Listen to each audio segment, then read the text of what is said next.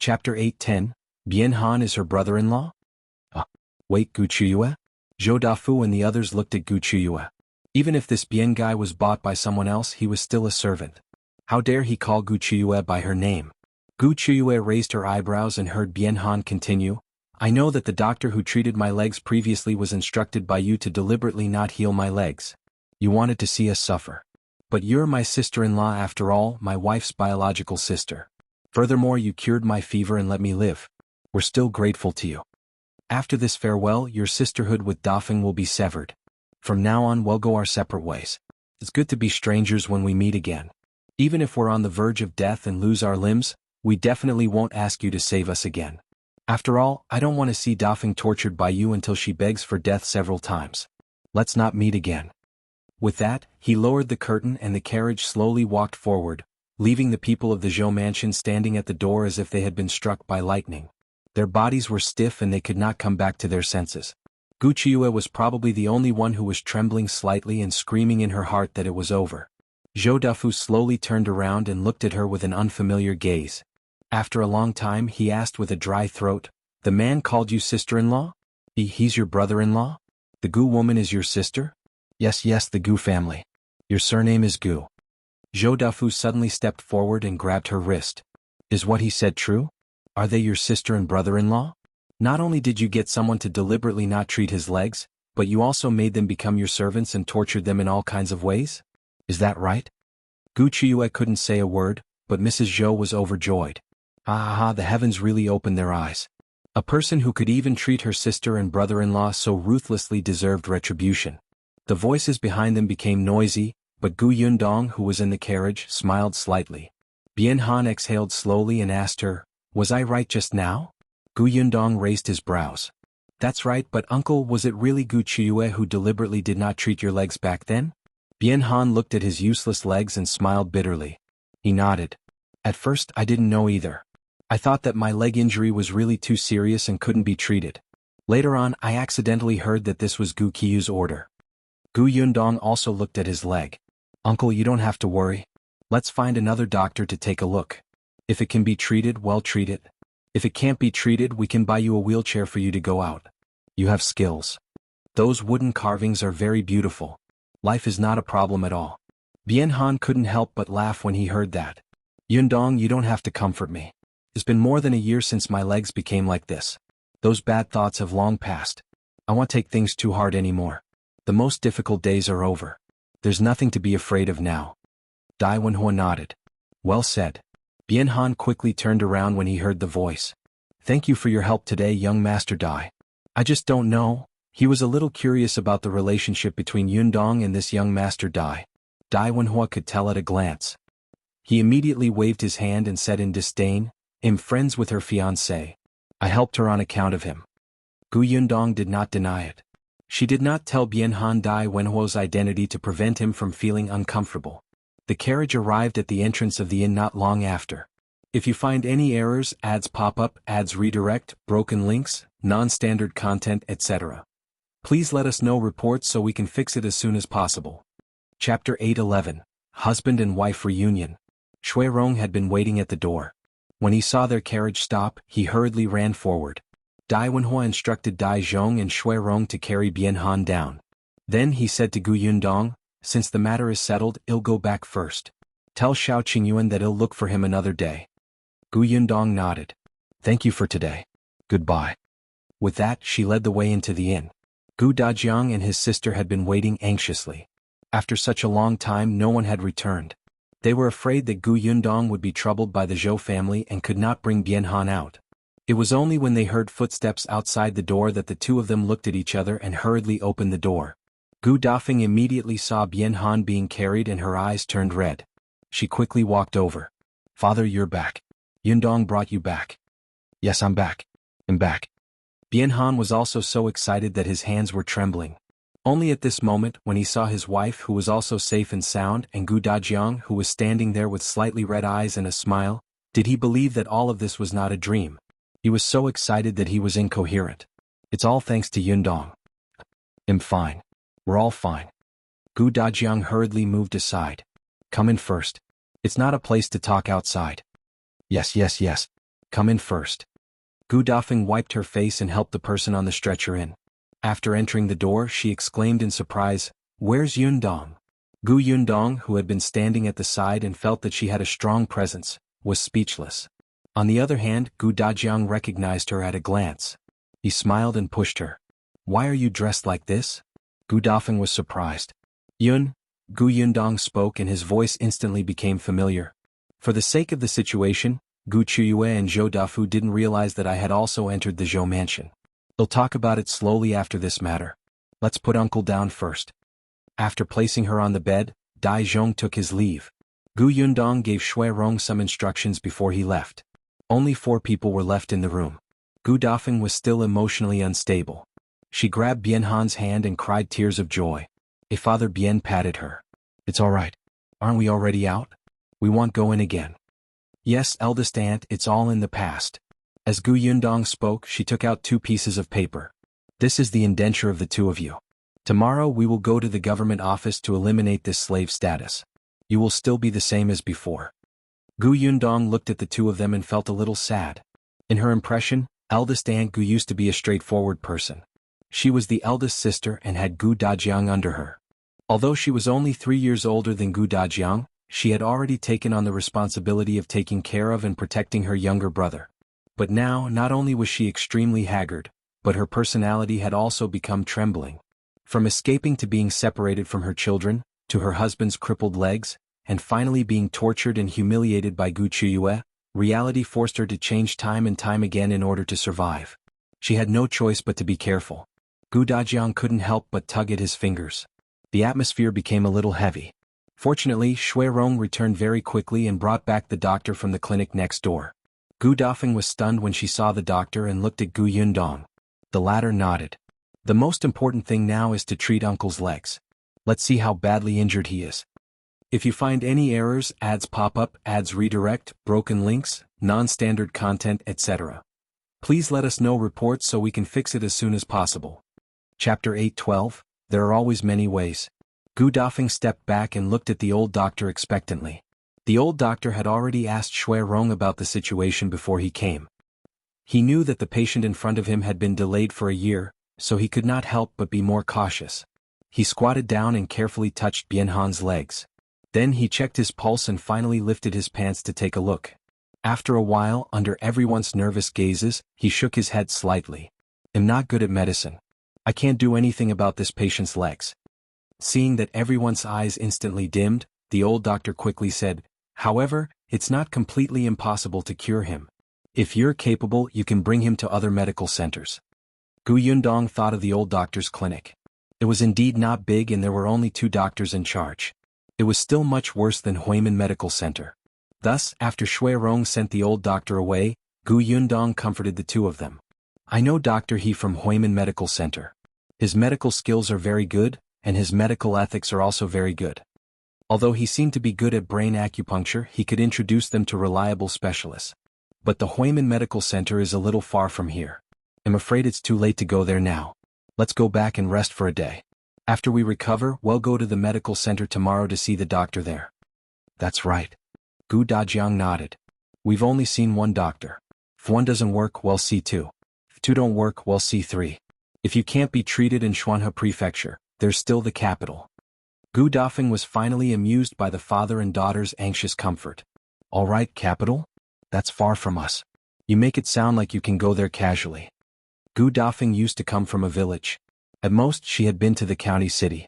She had only gone to the prefectural city after fleeing the wilderness. She had come all the way to the Xuanhe Prefecture. However, her thoughts were still the same as before.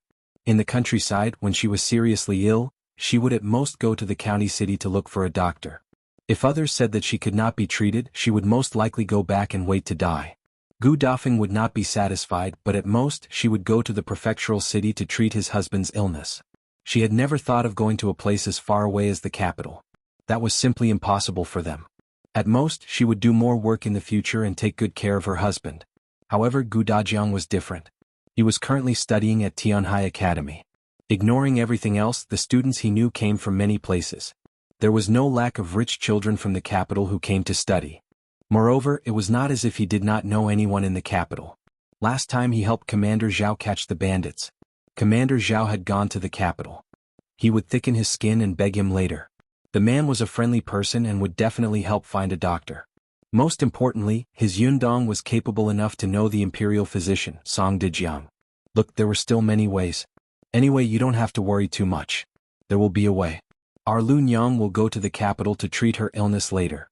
The doctor said that she lacks an herb now. As long as we find it, Lun Yang's brain disease will be cured.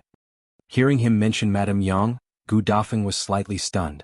Previously, she had been thinking about Bian Han and couldn't calm down to chat with Gu Dajiang. Hence, she didn't know what was going on with the Gu family. Now that he mentioned it, she could not help but ask, is Lun Yang at home? What about Yunshu and Yunka? If you find any errors, ads pop up, ads redirect, broken links, non-standard content, etc. Please let us know reports so we can fix it as soon as possible. Chapter 8:13. Yuanzhi is still alive. Gu Dajiang sat down and didn't hide it from her. It's all thanks to Yundong that Lun Yang is at home. Actually, I only found them a few months ago. To be honest, I was already prepared for the worst. I didn't expect Yundong to protect her mother and younger siblings. Only then did our family reunite. Gu Dafeng was very happy to hear that. That's good, that's good. You're all safe and sound. That's better than anything. Bian Han also nodded repeatedly, but, his children. He gently tugged at his hand and secretly took a few deep breaths. Finally, he raised his head and asked with difficulty, Dajiang, do you know anything about Mulan and her brother? Gu Dafeng also looked at him instantly. She had wanted to ask him for a long time, but she was afraid. Gu Dajiang fell silent, and Gu Yundong turned her head away slightly. Seeing this, Gu Dafeng and her husband understood everything. Their eyes immediately turned red and swollen as tears streamed down their faces. They shouldn't have asked. Indeed, they shouldn't have asked. Gu Yundong could not bear it. Aunt, it's all right, I know. Gu Dafeng waved her hand. We've already made preparations. There's nothing to eat and very little water for such a long journey. As she spoke, she choked up. There are robbers and murderers everywhere on the road. It wasn't easy for us to reach Qingyuan Prefecture, but we still encountered trouble. Their chances of survival were not high. We all know that. Gu Yundong slowly squatted down and handed her a handkerchief. She said in a low voice, Aunt, cousin Mulan is indeed gone. As soon as she confirmed this, Gu Dafeng cried out. She could not take it anymore and started crying. Gu Yundong let her vent her frustration and gently patted her back. After a long time, her crying gradually turned into sobs. She clearly wanted to try her best to control them, but it was especially difficult. Gu Dajiang looked at Gu Yundong in disagreement, but the latter insisted that she should tell her aunt about cousin Mulan first. Letting her cry was better than anything else. Bian Han's pain was much more restrained. Although he was also crying, his voice was still suppressed. He reached out and patted the back of Gu Dafeng's hand. Stop crying. Let's not cry anymore. I feel terrible. I feel terrible. Children died before their parents. Her 2 children were still so young. How could they be gone? How could they be gone? But Aunt Yuanzhi is still alive. What did you say? Gu Dafeng raised her head abruptly. She felt like she was hallucinating. Bian Han also looked at Gu Yundong in surprise. Gu Yundong said, Yuanzhi is still here. He was brought back to Yongning Prefecture by the Ding family. I brought him here. He's in the prefectural city now. We'll be able to see him when we go back later. Really? Are you serious? Gu Dafeng grabbed Gu Yundong's shoulder. The anticipation in her eyes made her exert force. Gu Yundong did not feel any pain. She just smiled and nodded. It's true. He's in the prefectural city. He's alive. Yuanzhi is still alive. He is still alive. There were still tears in Gu Dafeng's eyes as she looked at Father Bian, who was trembling with excitement. She didn't know whether to laugh or cry. Her mood fluctuated. A moment ago, she felt that the sky was about to collapse. Now she was told that Yuanzhi was still around. In the end, the couple hugged each other and cried. It was almost dark when Gu Yundong brought the 2 of them into the carriage and went home. If you find any errors, ads pop up, ads redirect, broken links, non-standard content, etc. Please let us know reports so we can fix it as soon as possible. Chapter 8:14, Family Reunion. Yes, home. After being separated for more than a year, they could finally go home. The carriage rumbled all the way to the small courtyard. Gu Dafeng and Bian Han, who were in the carriage, were much calmer. However, at this moment, they still clasped their hands tightly, nervous and expectant. It was not until the carriage stopped at the door that the waiter entered that they looked at each other and alighted from the carriage. Shui Rong wanted to carry Bian Han, but he was stopped by Gu Dajiang. He bent his back and carried Bian Han down from the carriage. Gu Dafeng stood at the entrance. She clenched her fists and secretly took a deep breath. The door was opened from the inside. Lu Xing quickly helped remove the threshold and let the carriage in. The people in the house heard the commotion and there was a series of banging sounds. Immediately after, someone ran out quickly. As he ran, he shouted, "Father, eldest sister, you actually went out early in the morning. You didn't wait for us to wake up. You're too bad. Eldest uncle, cousin, we got to know many people today. There are really students nearby. They even said that Tianhai Academy is very beautiful. Can we go tomorrow?" Gu Yong's legs were short and she ran slowly. She shouted as she struggled to rush out, "Slow down. Wait for me or I'll be angry." The few of them rushed out. Yunshu immediately ran in front of Gu Yundong and did not have time to see the others clearly. Bian Yuanzhi, on the other hand, was a step too late and shifted his gaze to the side. Then he was stunned. He looked at the familiar figure who always appeared in his dreams standing beside Gu Yundong. He looked at the man who was lying beside Gu Dajiang and looking at him eagerly. His expression became dazed. Gu Dafeng and Bian Han had already washed up before they came back. Although they looked thinner and haggard as their son, how could Bian Yuanzhi not know them? He staggered and was almost knocked down by Yunka, who rushed out from behind. The young lady quickly stopped in her tracks. "Cousin Yuanzhi, although I told you to slow down, you don't have to stop." However, Bian Yuanzhi didn't seem to hear him. He just stared ahead with tears in his eyes. The little girl turned around and saw large drops of tears falling from his eyes. She was shocked on the spot. Eldest sister, cousin," he cried, "because of me." Gu Yundong did not know whether to laugh or cry, but because of this sentence, Gu Dafeng rushed forward and hugged Bian Yuanzhi. Yuanzhi, I finally see you." Bian Yuanzi's hands were trembling and he did not dare to touch her. He heard Gu Dafeng's hoarse sobbing. He looked up at Gu Yundong in confusion, as if he wanted to ask her if it was true. Gu Yundong stepped forward and patted the confused Gu Young's head. She whispered to Bian Yuanzhi, "You're not dreaming. Your parents have been found and they're back." Bian Yuanzi's tears fell even harder. He reached out his hands and hugged Gu Dafeng's neck. Finally, he raised his head and cried, "Father, mother, where did you go? Where did you go? I thought I would never see you again in my life. I was so afraid. I was so afraid that you would leave me behind." Gu Dafeng hugged his small body and swayed slightly. "Don't be afraid. I'm here. I'm here. I won't let go of your hand again. Don't be afraid." Bian Yuanzhi cried even harder. Bian Han lay on Gu Dajiang's body and really wanted to go over and hug the mother and son. However, he had no choice but to wipe his tears and laugh.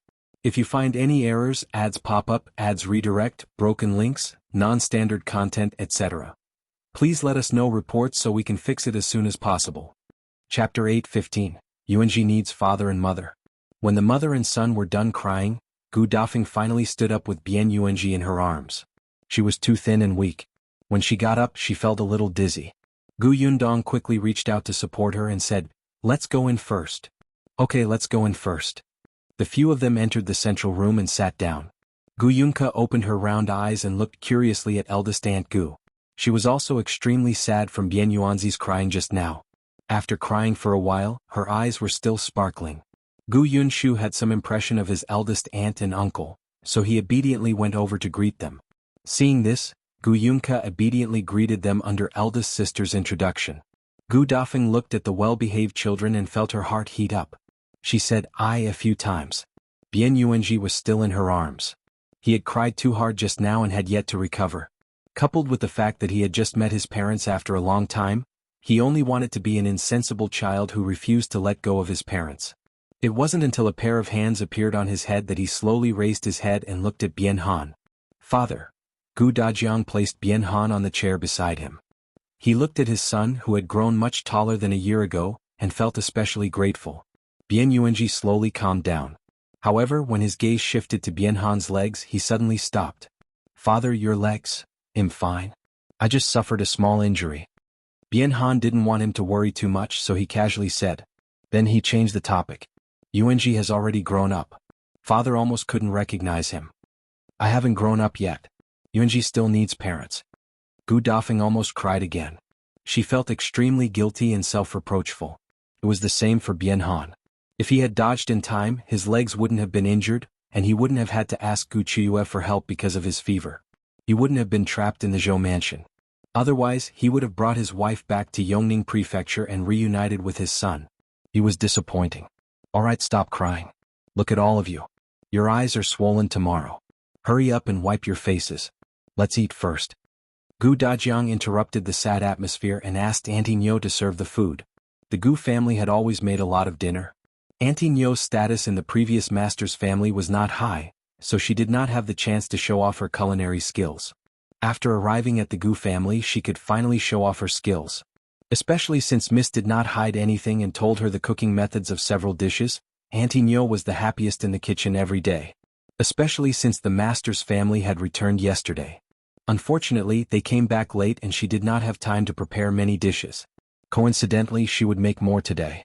Hence, with the addition of Gu Dafeng and her husband, the food on the table was still more than enough. The family had just walked to the reception hall and sat down when they heard the news that Shao Qingyuan was back. Gu Dafeng didn't know about Shao Qingyuan. She just looked up and saw a tall figure step into the door. Gu Yundong stood up to welcome him. I thought you wouldn't come over because of the pharmacy's business today. Come over for dinner. I still have to go over later. After Shao Qingyuan finished speaking, he saw two unfamiliar figures. Gu Yundong quickly introduced them to each other. Upon hearing that it was eldest Aunt Gu and her husband, Shao Qingyuan revealed a rare look of surprise. You've finally found them? Yes, I'll tell you about this later. Shao Qingyuan nodded and quickly went forward to greet the two elders. If you find any errors, ads pop up, ads redirect, broken links, non-standard content, etc. Please let us know reports so we can fix it as soon as possible. Chapter 8:16. Please feed them. Gu Dafeng looked at the young man in front of her and was still in a daze. Yundong was engaged? On the other hand, Bian Han had already learned from Dai Wenhua that Gu Yundong had a fiancée. When he saw Shao Qingyuan, he sized him up. This man was indeed a handsome and elegant man. Moreover, he seemed to think highly of Gu Yundong. The two of them didn't know where Shao Qingyuan was from or what was going on at home. However, now wasn't the time to ask. After everyone got to know each other, they sat down to eat. Eldest Aunt Gu ate a bowl of porridge at noon. Bian Han also ate half a bowl after being brought to the inn. At this moment, she was a little hungry. However, when she was in the Zhou family, hunger had become a common occurrence. She was already used to it. Looking at the table full of dishes, the two of them were a little stunned. Not to mention the hunger in the Zhou mansion. Even before they fled, they had never eaten such a sumptuous dinner. Her eldest brother's current life was already so good? Gu Dajiang moved his chopsticks first. Don't just stand there. Let's eat. We'll talk after we're done. Gu Yundong asked Aunt Nyo to bring 2 bowls of porridge over. She brought them to eldest Aunt Gu and Father Bian and said, the doctor said that your stomachs are not good now and you need to recuperate first. It's not appropriate for you to eat too much oil or salt. Therefore, I'll get Aunt Nyo to make easy to digest food these few days. Porridge, noodles and so on. Let your stomachs recover first. Bian Yuanzhi, who was putting food into his parents' bowls, immediately dropped his chopsticks and went towards the vegetables. As Gu Dafeng listened, she felt that Yundong had really changed a lot. He was considerate and capable. The porridge and noodles were already very good. In the past, when she was at home, she would eat rough noodles and steamed buns for almost every meal. She had to eat them with soup. Looking at the porridge in front of them, they felt like they were living the life of a rich family. Hence she nodded. Okay, I'll listen to Yundong. Bian Han also smiled. Unexpectedly, when the two of them turned around, they realized that their bowls were filled with vegetables. When they looked at Bian Yuanzhi, he was looking at them with a look of praise. Not only him but even Yunshu and Yunke looked the same. Clearly they had also picked up a lot of food for them. Gu Yundong did not know whether to laugh or cry. Yuanzhi, although it said that you can't eat fish or meat with a good stomach, it doesn't mean that you can only eat vegetables. Those shredded meat are not a problem. Bian Yuanzhi immediately felt embarrassed. Yunshu and Yunke looked at each other and picked up their chopsticks to pick up the meat again. Gu Dafeng quickly stopped her.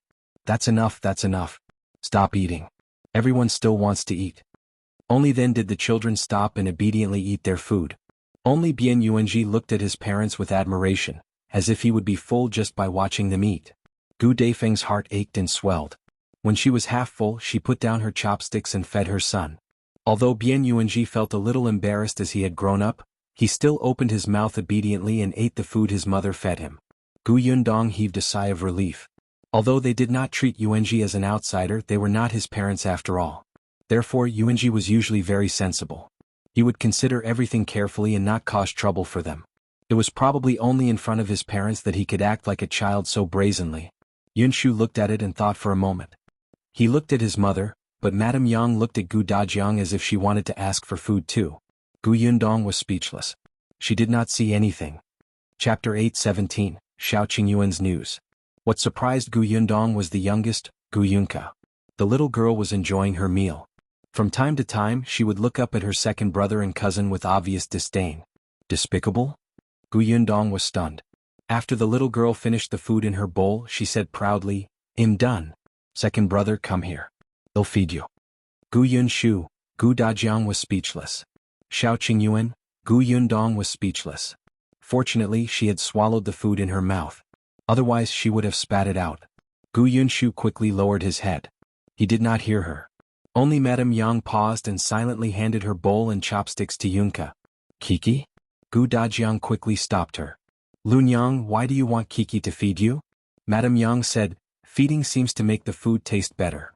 "No, that's just your imagination." On the other hand, Bian Yuanzhi was a little embarrassed. Gu Yundong did not know whether to laugh or cry as he diverted Madame Yang's attention. "Mother, if you don't eat now, your favorite sour and spicy lotus root will be gone." When Madame Yang heard this, she quickly put away the bowl and stopped talking about feeding. Only then did everyone look away. Yuanzhi stayed in Gu Daifeng's arms and leaned against her. It was only when Yunshu and Yunka had finished eating and called him to come down that he reluctantly got off the bed and said to Gu Daifeng, "Father, Mother, I'll help Auntie Nyo tidy up the room. Can I sleep with you tonight?" "Of course you can." Bian Yuanzhi then dragged his cousins out. It was only when the three of them left the reception hall that they felt a little more at ease talking. At the mention of Bian Han's legs, Shao Qingyuan, who had been silent, suddenly asked, "Are Uncle's legs very serious?" Gu Dajiang glanced at him. He was climbing up the ladder quite quickly. He was calling Bian Han uncle just like that? Bian Han had already gotten over it. He touched his legs and said, "They're quite serious, but it doesn't matter if the legs can't be cured." Just as Yundong said, "I can still do some carpentry." Mrs. Rin sold wooden carvings. "It seems that business is quite good." "It's good that you think that way," Gu Dajiang said. "But let's try visiting a few more medical centers. As long as there's a glimmer of hope, we won't give up." Gu Dajiang was a man. He knew very well that as the head of the family, Bian Han might sound relaxed, but he actually felt terrible. He wanted to take on the responsibility of a husband and father, not a burden to these two. Wooden carvings could indeed bring income to the family, but it was still inconvenient to live. He still had to rely on his wife and son.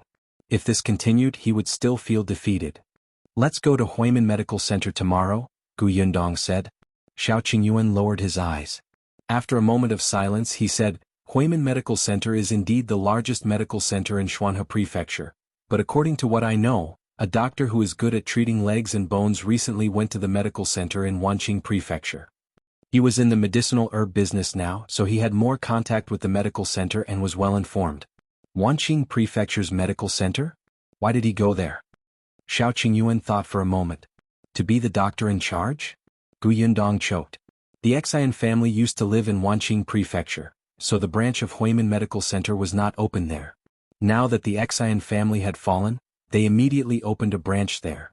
However, it seemed that they had limited manpower, so they brought the doctors there. "Then what should we do?" Gu Daifeng asked worriedly. Chapter 8:18, Shao Qingyuan has a candidate. Shao Qingyuan had already put down his chopsticks. Hearing this he said, "I have a candidate here." "Who?" Gu Daifeng asked anxiously. "I'm opening a pharmacy in the prefectural city. I need a doctor to preside over the shop." Shao Qingyuan looked at Gu Yundong. "I've already told you that I've found a doctor. He happens to be good at this. If you think it's okay, I'll bring him over tomorrow to take a look at eldest uncle." The doctor had already arrived at the prefectural city and was now living in the courtyard behind the medicine shop. However, the pharmacy was still being repaired, so it was still a little noisy during the day. Shao Qingyuan gave the old doctor silver so that he could go to any tea house to drink tea, listen to books, or go to a beautiful pavilion to play with birds with other old men. However, the doctor was not interested in these things. After he came to the prefectural city, he went to the nearest medical center to discuss medicine with them. Today was the first day. It was said that he had been scolded. When the old doctor returned, he complained to Shao Qingyuan that lousy medical center was not good at all. The doctors inside were useless and arrogant. Shao Qingyuan suggested that he go to Huimin Medical Center to take a look. The old doctor planned to go there tomorrow. But there were patients here, he thought. The old doctor would definitely be more willing to treat people. Shao Qingyuan had always been reliable. Gu Yundong knew that if that doctor did not have any ability, he would definitely not have suggested it. Therefore, her eyes immediately lit up. Without thinking, she said, "All right, then bring him over tomorrow." With the matter settled, the few of them heaved a sigh of relief. After dinner, Shao Qingyuan went back. The small courtyard was not very large. There were only a few rooms. It was already a little crowded for Yuanzhi and Yunshu to come, let alone eldest Aunt Gu and her husband. Since there was no place for Shao Qingyuan to stay, he had to return to the pharmacy. After he left, Gu Dajiang let the two of them rest. After a long day, their emotions fluctuated. They cried and laughed at the same time, and most of their energy had disappeared. They were indeed very tired. She returned to her room and slept on the soft bed. Her son also returned to her side and lay between the two of them. Even though she was very tired, she could not fall asleep. After a long time, Bian sighed. "I didn't expect to leave the Zhou residence and see Yuanzhi again." Gu Dafeng nodded. She really thought that she would be busy in the Zhou mansion for the rest of her life and be tortured by Qiuyue until the day she died. Bian Yuanzhi was sleeping in the middle. He looked at his parents and smiled in satisfaction. Gu Dafeng reached out and rubbed his head. "Yuanzhi, tell father and mother how you've been living for the past year. Also, your sister." At the mention of Bian Mulan, Yuanzhi was still very sad. He whispered about what happened after he was separated from them. From the moment Bian Mulan couldn't take it anymore and entrusted him to the Ding family before she died, to the time when the Ding family was unwilling to continue raising him and sent him to the old Gu family in Gu village. As for his days in the Gu family, he did not elaborate. However, Gu Dafeng had long known what the old Gu family was like. She also knew how difficult Yuanzi's life was. Later on, Gu Yundong came to the Gu village and deliberately plotted for the Ding family to bring him out of the old Gu family. His difficult days finally ended. In the end, Gu Yundong went to the place where Bian Mulan had died. She moved her urn out and brought it back to Yongfu village for burial. Speaking of this, the family felt sad again and cried fiercely. Chapter 8:19. Those things. At this moment, Gu Dafeng was especially grateful to Gu Yundong. "Your cousin has really done too much for us." "Yes, my cousin is very powerful." On the way to escape, Aunt and Yunshu and Yunka came to Yongfu village under my cousin's protection. Eldest uncle was also found by my cousin. My cousin does many more things. Speaking of Gu Yundong, Yuanzi's eyes were filled with admiration. Gu Dafeng and Bian Han looked at each other lovingly. "Yes, you have to be as good as your cousin in the future." Bian Yuanzhi nodded hurriedly and began to talk about the days when he came to Yongfu village. He said that he met Yunshu's teacher as soon as he arrived in the county city. Then his cousin asked the teacher to take him in as a student. Gu Dafeng and her husband were stunned. "What did you say? You went to school?" "Yes, my cousin said that you don't have to take the imperial examination, but you have to know how to read. If you study hard, your future will definitely not be bad. I'm studying in the county school with Yunshu now. Our teacher is very impressive. He used to be the top scholar and has very strict requirements for accepting students." Yunshu studied well and was chosen by the teacher. "However, I don't even know how to read, so my cousin spent a lot of effort to get the teacher to accept me." Gu Yundong expressed that she did not. Gu Dafeng and her husband were stunned. Although Gu Yundong had told them some things today, she had never mentioned that Yuanzhi was going to study in a school. Moreover, this school was not one of the small private schools in the village. The teacher was a big shot. Gu Dafeng was speechless. Who would have thought that Yundong would give Yuanzhi what she wanted to offer but could not afford? Bian Yuanzhi was still talking. He said that the Gu family now had a workshop in Yongfu village and had more than 100 long-term workers. He also mentioned that there was a shop in the county city. Not long ago, she had opened a shop in the prefectural city and a milk tea shop with someone.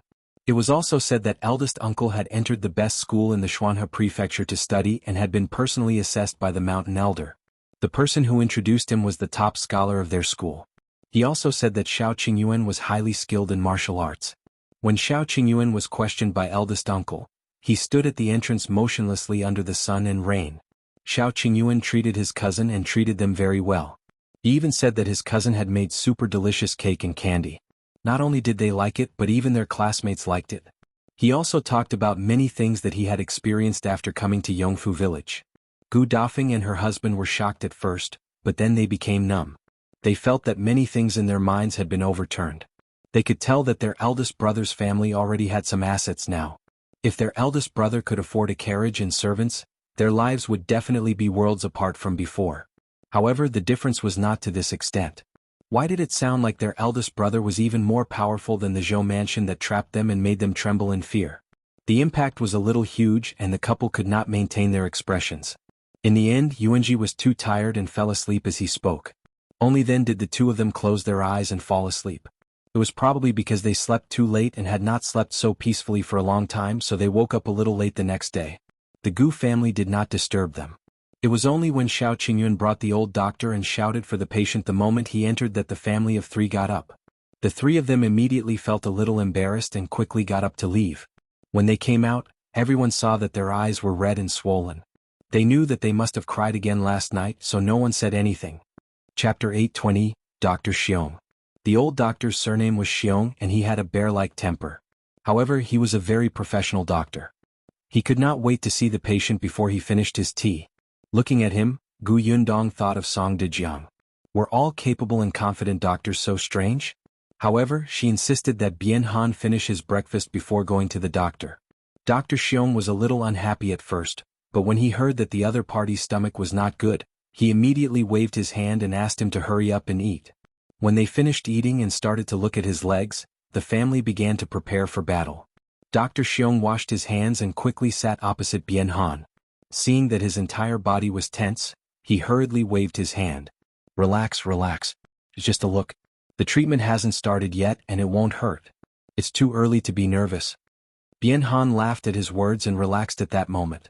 Unexpectedly, in the next moment, Dr. Xiong knocked on his leg. He didn't know where it hit. Although it was just a light knock, it immediately hurt so much that tears were about to come out and cold sweat kept flowing out. The others' hearts tightened. Bian Yuanzhi hugged Dr. Xiong's hand. Don't hit me. It hurts too much. Dr. Xiong's mouth twitched. Then do you still want me to treat your father's legs? Gu Yundong was not good at medicine, but she knew that she could not disturb the doctor's treatment, so she pulled Yuanzhi over. Only then did Dr. Xiong continue to check.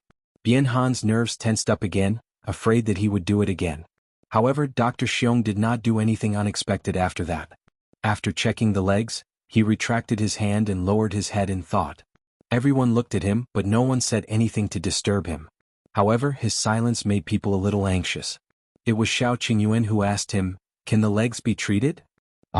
Oh, they can be treated. Really? Gu Dafeng was instantly excited. She clenched her fists and looked at Bian Han. Father, did you hear that? Dr. Xiong said it can be treated. Bian Han nodded repeatedly. How could he not be happy that his legs could be cured? Then Dr. Xiong, what do we need to prepare? Do we start treating him now? Gu Dajiang was equally excited. Dr. Xiong glanced at everyone and said, whether the legs can be treated or not, we still have to ask for his opinion. What do you mean? His legs can be treated, but it's painful to treat them. I'm afraid you won't be able to withstand it. How so? Dr. Bear shrugged. First, we'll have to break his bones again, then set them back together. Break his bones again? Everyone gasped. Gu Dafeng recalled the miserable cry of pain when her husband's legs were broken by a horse. Her face instantly turned pale and her body trembled slightly. Others might not know, but Gu Dafeng did. Although Bian Han was a man, he was actually especially afraid of pain. Dr. Xiong could also see this. The light tap just now was enough to make Bian Han break out in cold sweat and tremble in pain. The pain of having his bones broken again was really unbearable for him. Father Bian did tremble a little, but he looked at his legs and thought of his wife's and children's lives in the future. He gritted his teeth and said, "No, it's okay. If you want to break the legs again, so be it. I can endure it." He could endure it? His voice was trembling. Bian Han took a deep breath and looked at everyone's worried gazes. Finally, his gaze landed on Dr. Xiong. He closed his eyes and said, Come, let's break them." Dr. Xiong was speechless. Now is not the time. Chapter 821, Warm and Harmonious Atmosphere. Everyone was stunned again. Why? His body is still too weak now. Didn't you just say that his stomach isn't good either? At the very least, we have to wait until his body recovers and his spirit is strong before I can start treating him. Wouldn't that mean that he would have to worry for a while? Bian Han trembled again. However, he still had to listen to the doctor. Dr. Xiong continued, "Rest well during this period of time. They'll come to see you in a few days. When I think your body is good enough, well, treat your legs." All right.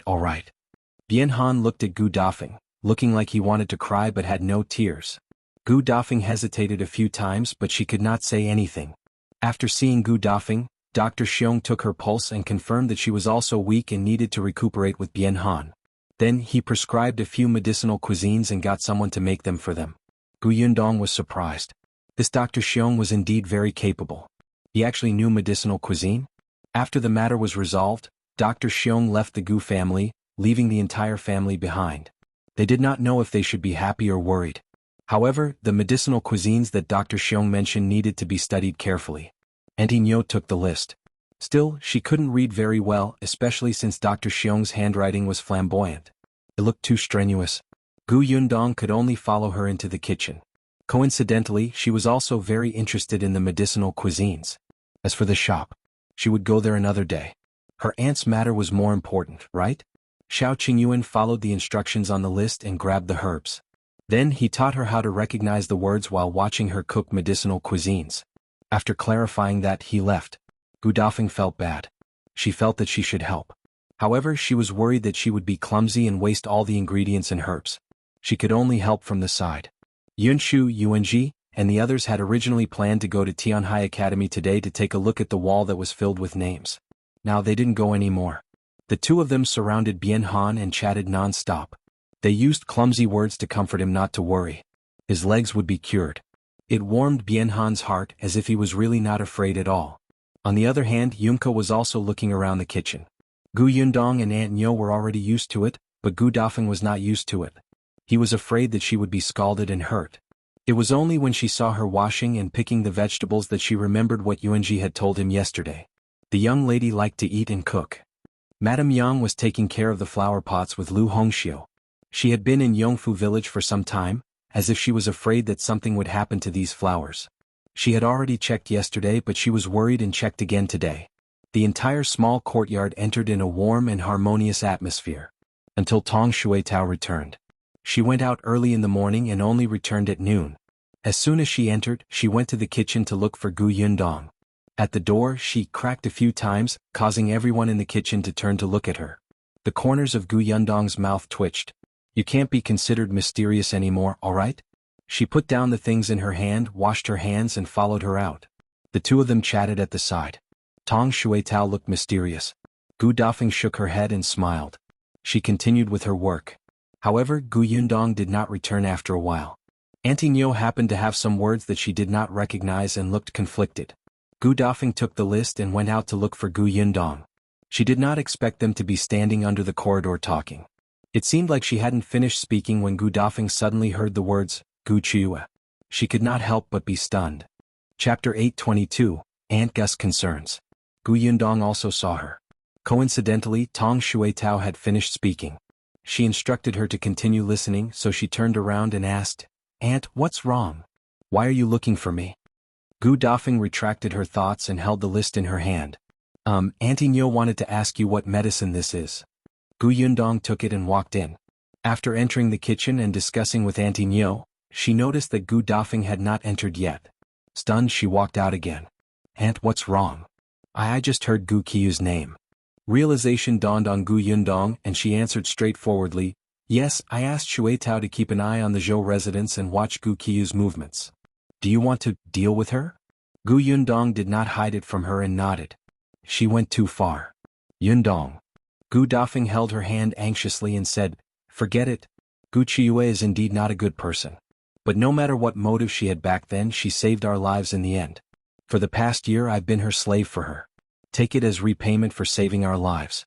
Now that your uncle and I have left the Zhou residence, we only want to have nothing to do with her from now on. Just pretend that you don't know her from now on." "You don't have to." Gu Dafeng knew that she did not know what was good for her. Yundong wanted to take revenge on Gu Qiuyue for their sake. But Gu Qiuyue was Old Master Zhou's concubine now. Old Master Zhou doted on her very much. What if he went against the Gu family because of Gu Qiuyue? Could it be that she would implicate them after being saved by her eldest brother? She felt that Yundong was very powerful after hearing what Yuanzhi said last night. However, Gu Dafeng had never experienced it herself. She could not clearly understand how powerful Gu Yundong was. However, she had stayed in the Zhou family for a year and had personally experienced how different the Zhou family was from the environment she used to be in. Gu Yundong saw through Gu Dafeng's concerns at a glance and understood her worries. Hence, she gently held her hand and smiled. "All right, then I'll listen to you and let the grudge between the two of you be written off." Yes, she was referring to the feud between eldest Aunt Gu and Gu Qiuyue. However, she didn't say that the grudge between her and Gu Qiuyue didn't exist. Gu Yundong did not forget how Gu Qiuyue had conspired with Master Qian on the way to escape. She had gotten Fu Ming to lead them to chase after her family just to sell her and her younger siblings to Master Qian. That woman wanted them to live a life worse than death. At that time, Master Qian had chased after him with a group of people in a fierce manner, looking like he was determined to win. If not for the fact that she was smart and had a weapon in her hand, she would probably be in any brothel now. Her younger siblings might not even be alive. Was this something a biological aunt would do? Even a stranger would not be so vicious. Gu Yundong did not forget that when his father met Gu Qiuyue, she had deliberately misled him to Wanqing Prefecture. She had always remembered these grudges. Gu Qiuyue didn't save her life, so there was no such thing as a clean slate. Previously, Gu Yundong heard that she was already dead, so the hatred naturally dissipated. At most, Gu Yundong would lament that the wicked would be punished by the heavens. This person had finally gotten her retribution. But wasn't she still alive now? Furthermore, she was living happily. She was living a better and richer life than before. She even took pleasure in torturing eldest Aunt Gu and her husband. Then she had to settle the score properly. Chapter 823, Gu Qiuyue's Amazing Operation. Seeing that she had agreed, eldest Aunt Gu heaved a sigh of relief and smiled again. Gu Yundong pulled her into the kitchen and got busy again. But to Gu Yundong's surprise, before she could settle the score with Gu Qiuyue, the woman came to find trouble. After Gu Yundong found eldest Aunt Gu, she forgot about the portraits on the notice wall and did not tear them off in time. Unexpectedly, Mrs. Rin tore off the two portraits and followed the address on them to Aunt Ke's house. She told Aunt Gu that she knew where the two of them were. Aunt Gu was stunned. She had gone to the small courtyard frequently, especially because she had not seen Yunshu and Yuanzhi for a long time. Therefore, on the second and third day after the Gu family returned to the prefecture capital, she went to the small courtyard. Naturally, she knew about the joyous occasion of Yuanzhi and his parents reuniting. She had seen eldest Aunt Gu and Bian Han before, so she more or less knew about their experiences.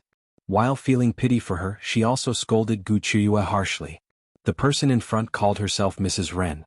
Could she be Mrs. Ren who was by Gu Qiuyue's side that Yundong mentioned?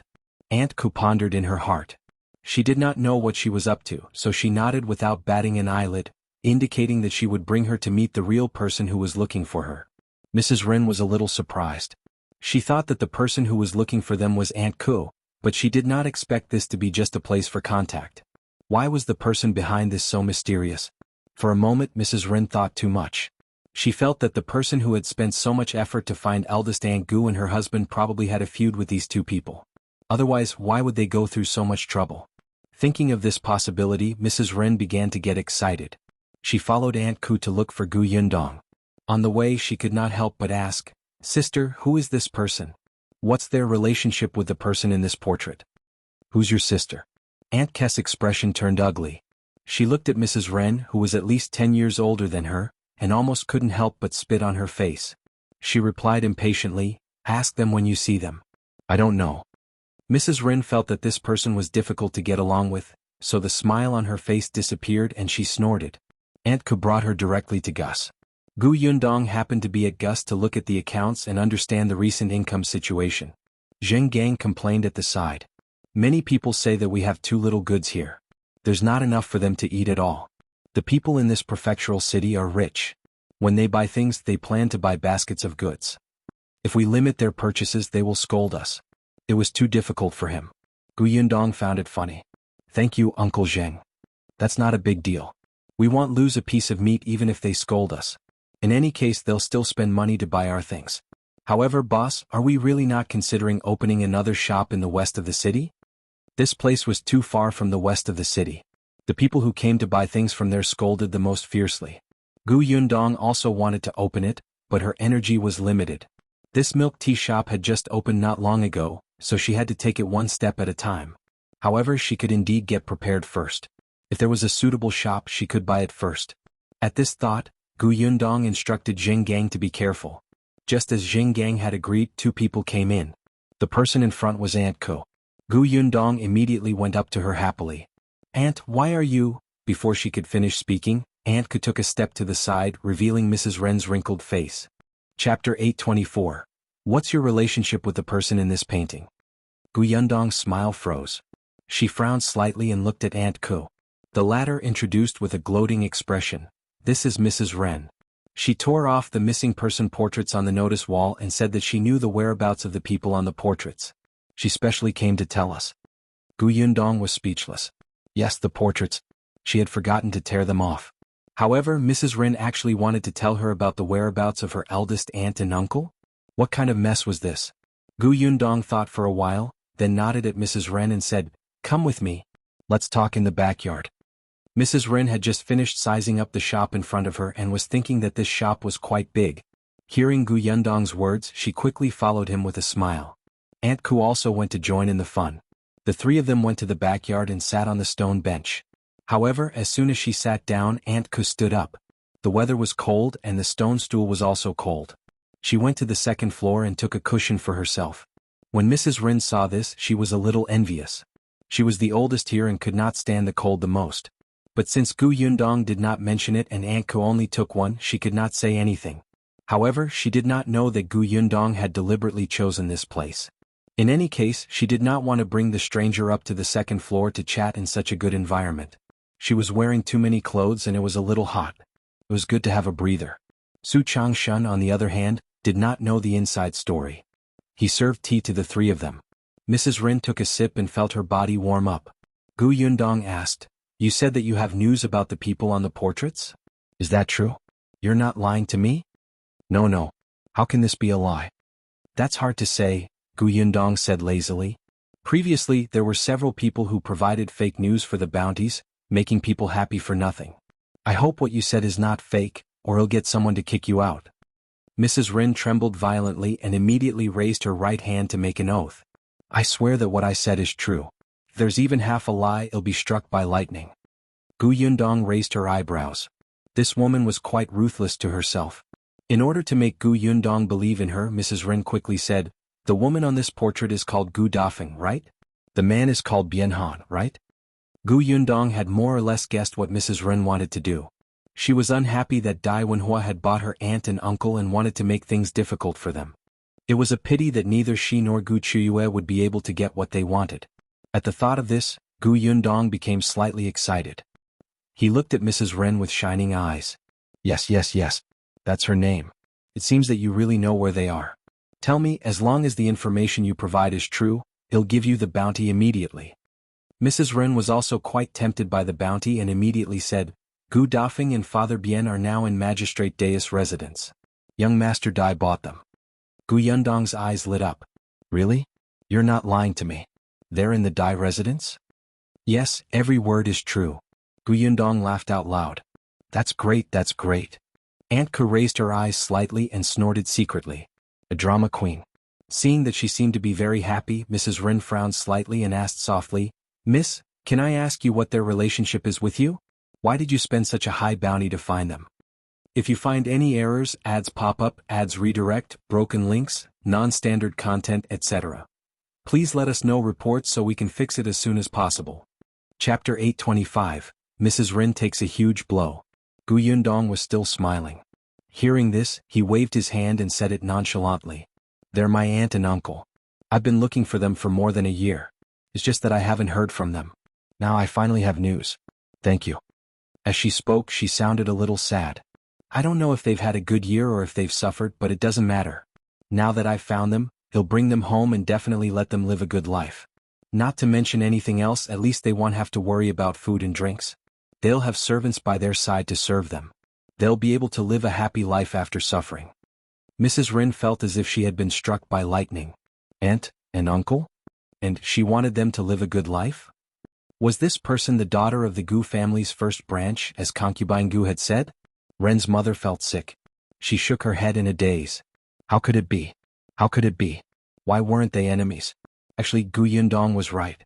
Mrs. Ren and Gu Qiuyue were indeed very unhappy that Gu Dafeng and her husband could leave the Zhou residence and go to the Dai residence to follow young Master Dai, who had a bright future. Especially when Gu Qiuyue had fallen out of favor. Initially, this matter did not have much to do with Mrs. Ren. She did not have any grudges with Gu Dafeng. If they left, so be it. She would have less trouble. However, the bad thing was that Bian Han's words before he left completely ignited Zhou Dafeng's anger. Gu Qiuyue's good, simple, and kind character instantly collapsed, and she even pushed Zhou Dafu into an extremely embarrassing situation. After all, Bian Han had said those words in front of Dai Wenhua. Now that young Master Dai knew that his concubine was actually such a vicious person, not only did he seem like a joke, but his taste was bad, so muddle-headed that he was fooled by a woman. Hence, Gu Qiuyue had fallen out of favor. Not only her, even Mrs. Ren was affected. In the past, Zhou Dafu could be tolerant of Mrs. Ren on account of his mother because Mrs. Ren usually spoke eloquently and did not make any big mistakes. However, this did not mean that Mrs. Ren could lie to him in front of everyone. Back then she was the one who said that the couple was selling themselves. She said that Gu Qiuyue was kind and compassionate to accept them. Bullshit. What did she take him for? A servant actually fooled the head of the family. Not selling her was already the last act of filial piety to the old madam. Zhou Dafu no longer cared about her confession and apology. He didn't even look at her. Mrs. Ren's heart was filled with hatred. She wished she could rush to the Dai residence and kill this couple. Hence, when Gu Qiuyue was indignant and wanted to cause trouble for them, Mrs. Ren thought of the two portraits. The two of them also guessed who the person was and finally felt that there were only two possibilities. One was enemy and the other was family member or friend.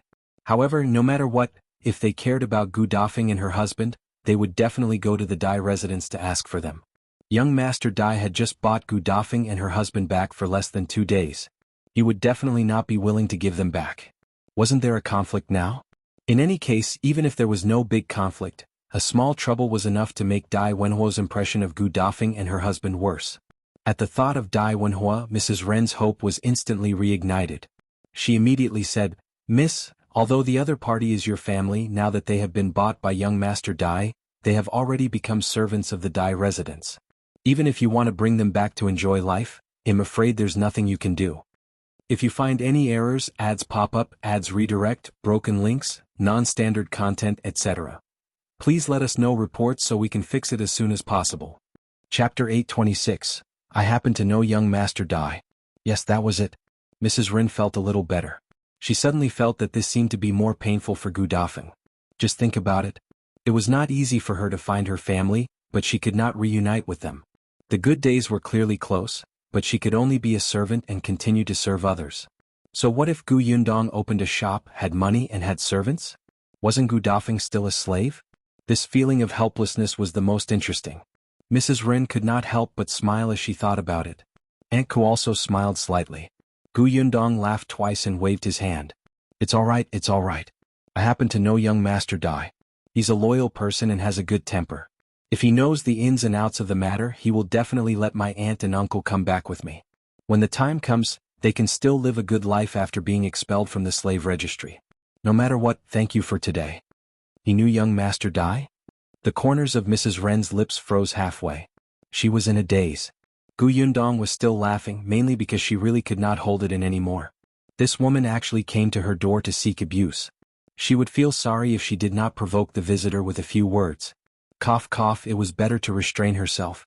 Gu Yundong reached out and patted Mrs. Ren's shoulder. She said gratefully, "It's all thanks to you. Otherwise, I don't know when we would have met again. I'm really too happy. I can't wait any longer. I'll go look for young Master Dai now and meet my aunt and uncle. Thank you." With that, she stood up and ran off without even mentioning the bounty. However, at this moment, how could Mrs. Ren think of the bounty? She stood up numbly. She seemed to have heard Aunt Ku say that she would walk her out. She nodded blankly and walked out.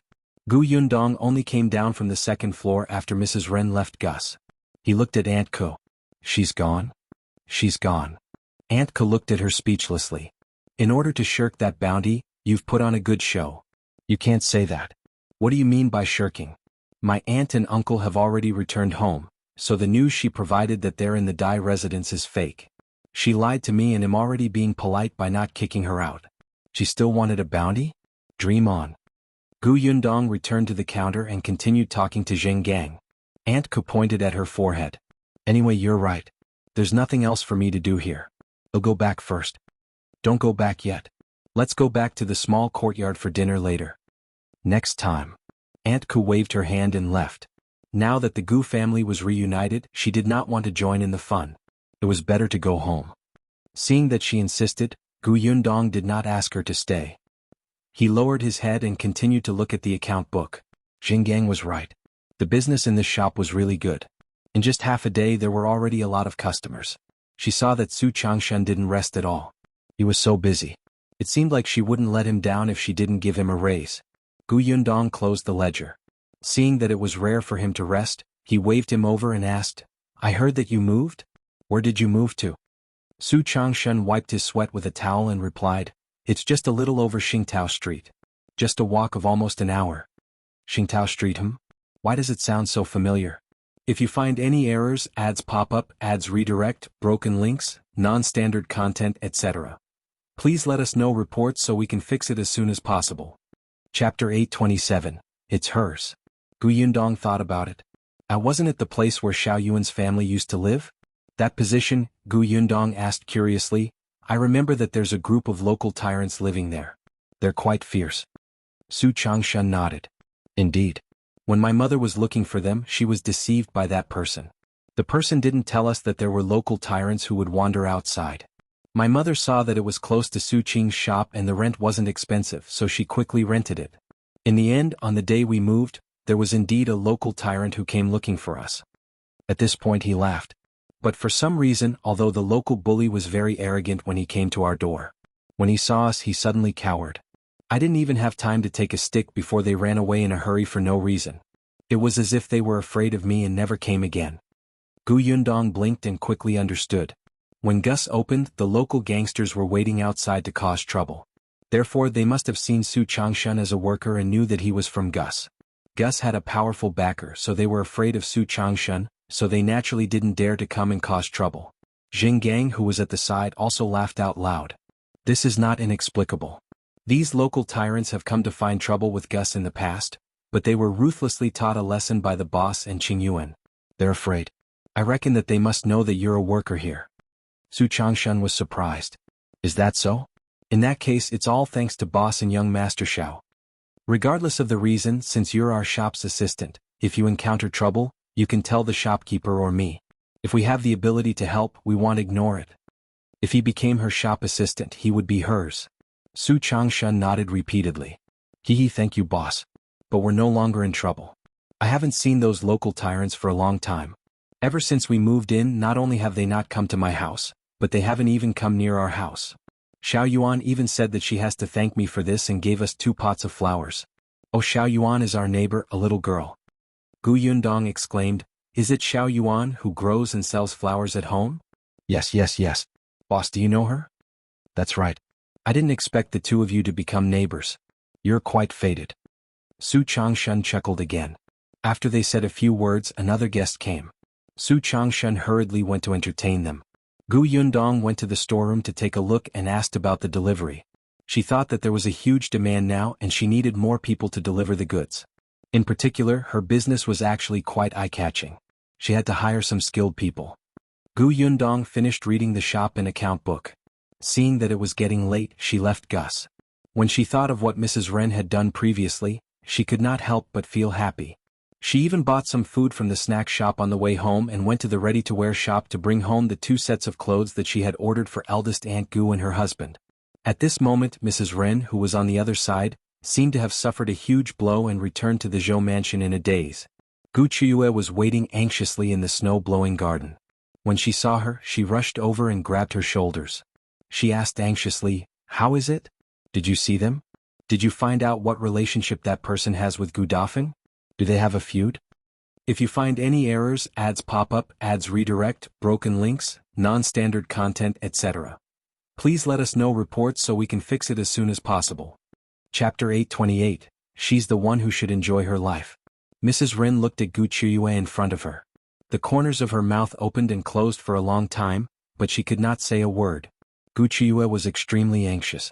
Say something. What's their relationship? No, not an enemy but a relative, and Mrs. Ren wanted to cry but had no tears. She slowly told Qiuyue what she had found out. Qiuyue was stunned. She fell back into her chair in disbelief. Her pupils constricted as she muttered to herself, "You're saying that that person is Gu Yundong? She opened a shop and is rich now. She even knows the young master of the prefecture magistrate's family.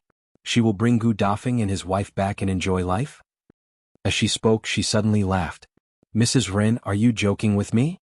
She did not believe that Gu Yundong was still alive. How could Gu Dafeng enjoy life? Why could she only be someone's concubine and be tortured by the main wife every day? Now she was even despised by the old master. And Gu Dafeng, Gu Yundong and the others had to live better and better? There was no such logic. She was the one who was supposed to enjoy life. Qiuyue suddenly stood up. "I don't believe it. I want to take a look. I have to see it with my own eyes." As she spoke, she rushed out. Mrs. Ren's expression changed and she hurriedly hugged her. "Aunt, calm down." "I'm not calm. I just can't let them have a good life."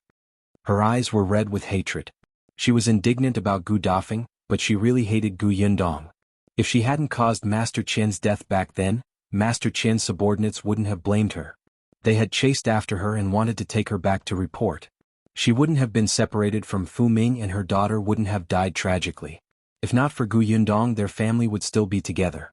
It was all because of her. Because she hated Gu Yundong but had nowhere to vent her anger, when she saw Gu Dafeng and her husband who were close to Gu Yundong, she brought them back to the Zhou family to torture and humiliate them. She wanted them to live a life worse than death to atone for Gu Yundong's sins. The more Qiuyue thought about it, the more she hated it. Mrs. Ren could barely hold her. Seeing that there were people poking their heads over, she panicked and pinched Qiuyue hard, finally waking her up from the pain. Mrs. Ren said anxiously in a low voice, "Aunt, calm down. There are people staring at us outside now. Do you want to be sold by master?" Qiuyue shuddered. Of course not. She couldn't cause any more trouble now. Otherwise, Zhou Dafu would lose his last bit of patience. But, Mrs. Ren pulled her back to her seat and said softly, "I know Auntie is indignant, but it's already so late. Even if you go to look for her, you won't be able to see her. Moreover, there are people watching outside. Don't worry, you'll arrange it. We'll find a way to sneak out tomorrow." Qiuyue nodded in a daze. "All right, I'll listen to you." Mrs. Ren sighed. Seeing that the people outside had left, she sat down. This snow-blowing garden was no longer the original snow-blowing garden. Ever since Master found out about Concubine's true colors, he was worried about her. Coupled with Madame adding fuel to the fire, almost all the servants in the snow-blowing garden had been changed. A few of them were planted by Madame. This made Mrs. Ren's hands and feet tied. If you find any errors, ads pop up, ads redirect, broken links, non-standard content, etc., please let us know reports so we can fix it as soon as possible. Chapter 829, Find Her. To be honest, Mrs. Ren blamed Qiuyue in her heart. In order to vent the anger in her heart, she actually allowed her sister and brother-in-law to be beaten and scolded at will. In the end, after the matter was exposed, she was also blamed by the old master and her status in the residence plummeted. However, she had no choice now. Qiuyue was not very knowledgeable. Other than being unclear about Gu Dafeng, she listened to her.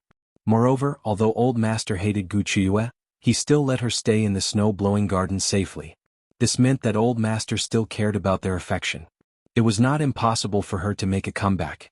Mrs. Ren still wanted to use her to continue acting like a tyrant in this residence. After comforting Qiuyue, Mrs. Ren went back to work. The next day, she asked one of her trusted maids to change her clothes with Qiuyue and pretended to be uncomfortable in the room. Anyway, Qiuyue pretended to be sick for 2 days in order to regain Zhou Dafu's attention. The servants who were watching over them were used to it and would deliberately mock her and pretend not to know, let alone invite a doctor. Then Mrs. Ren took Qiuyue out of the back door with the excuse that she was going to get some medicine for concubine Gu. Gus was a little far away. By the time Qiuyue arrived outside Gus, it was already noon. There were many people on this street and there were many guests in Gus. Qiuyue stood far away and could not see the people inside clearly. She frowned and asked Mrs. Ren, "Are you sure this is Gu Yundong's shop? How can she open such a big shop and have such a good business?" Mrs. Ren was stunned for a moment. Actually, she was not very sure. But yesterday, Gu Yundong indeed acted like she was the master of the house. Even the shopkeeper in the shop did not say anything when he saw her bringing people to the backyard. Wait, perhaps Gu Yundong had something to do with the shopkeeper? Seeing how innocent Gu Yundong was and how she told her everything she asked, it did not seem like he could open a shop. At the thought of this, Mrs. Rin felt a little more confident. Let's go closer and take a look. Qiuyue stuck her head out for a long time. In the end, she only saw the shop assistant coming back and forth. She felt very anxious. You should have asked around yesterday to find out where her family lives. Mrs. Rin resisted the urge to roll her eyes. What excuse did she use to inquire about other people's residences? She was also annoyed, but she still brought Qiuyue forward. Seeing that they were getting closer and closer to the shop, someone suddenly walked out of Gus. It was a woman. Qiuyue's eyes widened. That's Yundong? Mrs. Rin saw it too. She pursed her lips and nodded. Qiuyue clenched her fists. She was really here. Was she really the owner of this shop? The hatred in her eyes was about to spread. Her emotions shot towards Yundong at the door, making her look over as if she had sensed something. Mrs. Ren's expression changed drastically. She turned around abruptly and stood in front of Qiuyue, blocking their vision. Yundong only took a glance before quickly retracting her gaze. She just smiled and asked Tong Shuetao, who was standing beside him, "Where are they standing?" "That's right. I thought I hid it very well." Tong Shuetao was very speechless. Didn't they know that her whereabouts were very eye-catching? As she spoke, a carriage slowly drove over from the street. When it reached the entrance of Gus, it slowly stopped. If you find any errors, ads pop up, ads redirect, broken links, non-standard content, etc., please let us know reports so we can fix it as soon as possible. Chapter 8:30. She's going to tear them up. Yundong glanced in Qiuyue's direction again before walking towards the carriage. The carriage door opened and Yunshu and Yuanzhi jumped out. Then they turned around and let Gu Dafeng, who was behind them, get out. Yundong smiled. "Aunt, you're here?" "That's right." Gu Dafeng had been recuperating well for the past 2 days and was much more energetic. The two children said that I couldn't stay at home all day and insisted on dragging me out for a walk. Coincidentally, they wanted to come to the shop to take a look, so I came with them. "You should come out for a walk. Didn't Dr. Xiong say that walking is good for your health?" Bian Han couldn't come out because of his legs, and he didn't want to trouble others, so he continued carving wood at home with a knife. Shao Qingyuan said that he would get someone to make a wooden wheelchair for him. In any case, it would take a long time for him to recover after he treated his legs. It would be more convenient to sit in a wooden wheelchair. However, it was not done yet. He had to wait a few more days. "Sister, is this our shop?" Yunshu walked inside excitedly. He had been in the prefectural city for a few days, but he had never come to the shop because of various things. Now he finally saw it. Yuanzhi was still standing on the spot, holding Gu Dafeng's hand. Ever since he reunited with his parents, he had become different. With someone to rely on, he felt much more at ease. The carriage behind the two of them was pulled away by Lu Sheng, who had brought them over. The area at the entrance instantly became much empty. Hence, when Mrs. Rin, who was not far away, stepped back and no longer blocked Qiuyue, she immediately saw Gu Dafeng and her son holding each other's hands. How could this be? Qiuyue widened her eyes in disbelief. Gu Yundong had actually asked Gu Dafeng to come over from young Master Daya's side. Not only that, but Gu Dafeng had also put on new clothes. She was radiant and reunited with her son. It was as if all the suffering before was an illusion. Her good days had really come. She couldn't stand it. She couldn't stand it. Gu Qiuyue's eyes turned red as she walked towards Gus. Mrs. Rin cursed in her heart and quickly hugged her. Aunt, calm down." "How can I calm down? Gu Yundong clearly deserves to die, but she actually opened such a big shop now. Gu Dafeng should have been stepped on by others and served others as a slave for the rest of her life. But now, she's actually wearing gorgeous clothes and reunited with her son.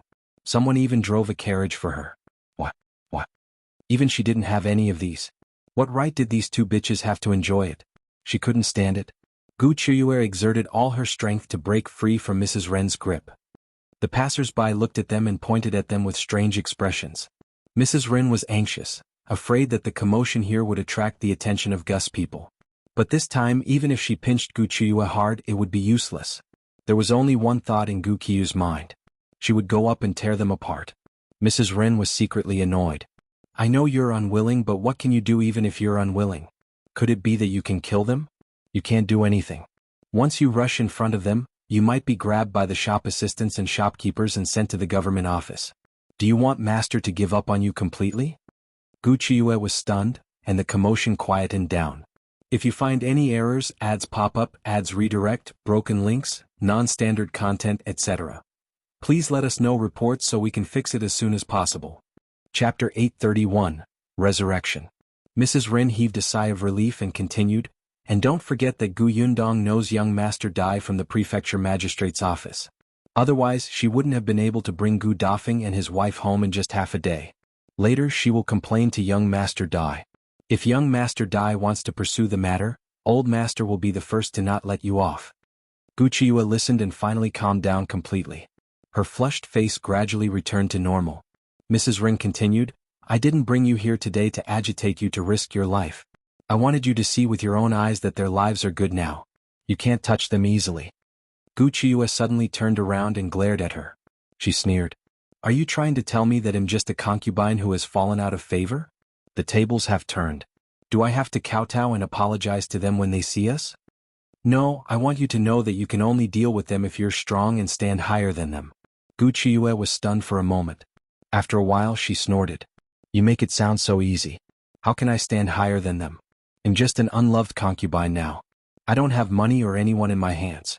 I don't even know young Master Dai. Mrs. Rin wanted to roll her eyes. This person was really insensible. That's why you have to fight for it.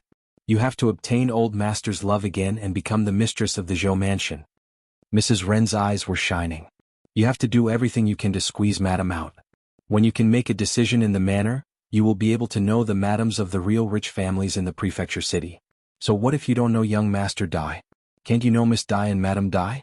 As long as you build a good relationship with them, what else do you have to worry about? The picture that Mrs. Ren had drawn for her was so beautiful that she began to tremble with excitement. Yes, so what if Gu Yundong knew young Master Dai? When she got to know Madam Dai, she would tell Madam Dai that Gu Yundong was shamelessly hooking up with other men and wanted to seduce young Master Dai to marry into the Dai family. At that time, she would not even need to do anything and Gu Yundong would be directly dealt with by Madam Dai.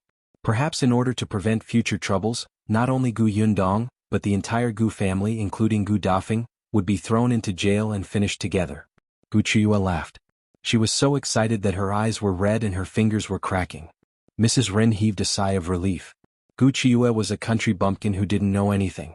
In addition, she was blinded by hatred, so she fell for her tricks. She knew very well that even if Qiuyue got rid of Mrs. Zhou, she might not be able to become the first wife. Even if she became the first wife, she would definitely not be able to get to know someone like Madam Dai. It was impossible for Madam Dai to like her at all. But so what? As long as she listened to Mrs. Ren and pulled Mrs. Zhou down, everything else was not important. Qiuyue tried her best to retract her gaze from Gus and look elsewhere.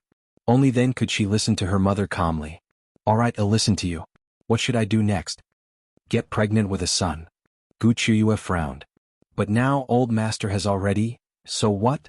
Old master still has some feelings for you. As long as it's a little, you can revive. At that time you can seize the opportunity. When you have a son, you will have a bargaining chip to fight with Mrs. Zhou. Although Qiuyue frowned, she still nodded. Mrs. Ren was satisfied. Let's go. They'll tell you what to do when we get back. If you find any errors, ads pop up, ads redirect, broken links, non-standard content, etc. Please let us know reports so we can fix it as soon as possible. Chapter 832, The Jumpy Yunshu and Yuanzhi. Qiuyue looked at Gus unwillingly and left angrily.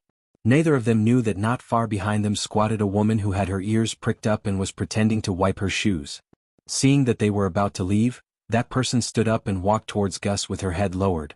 Gu Yundong was introducing the items in the shop to Gu Dafeng.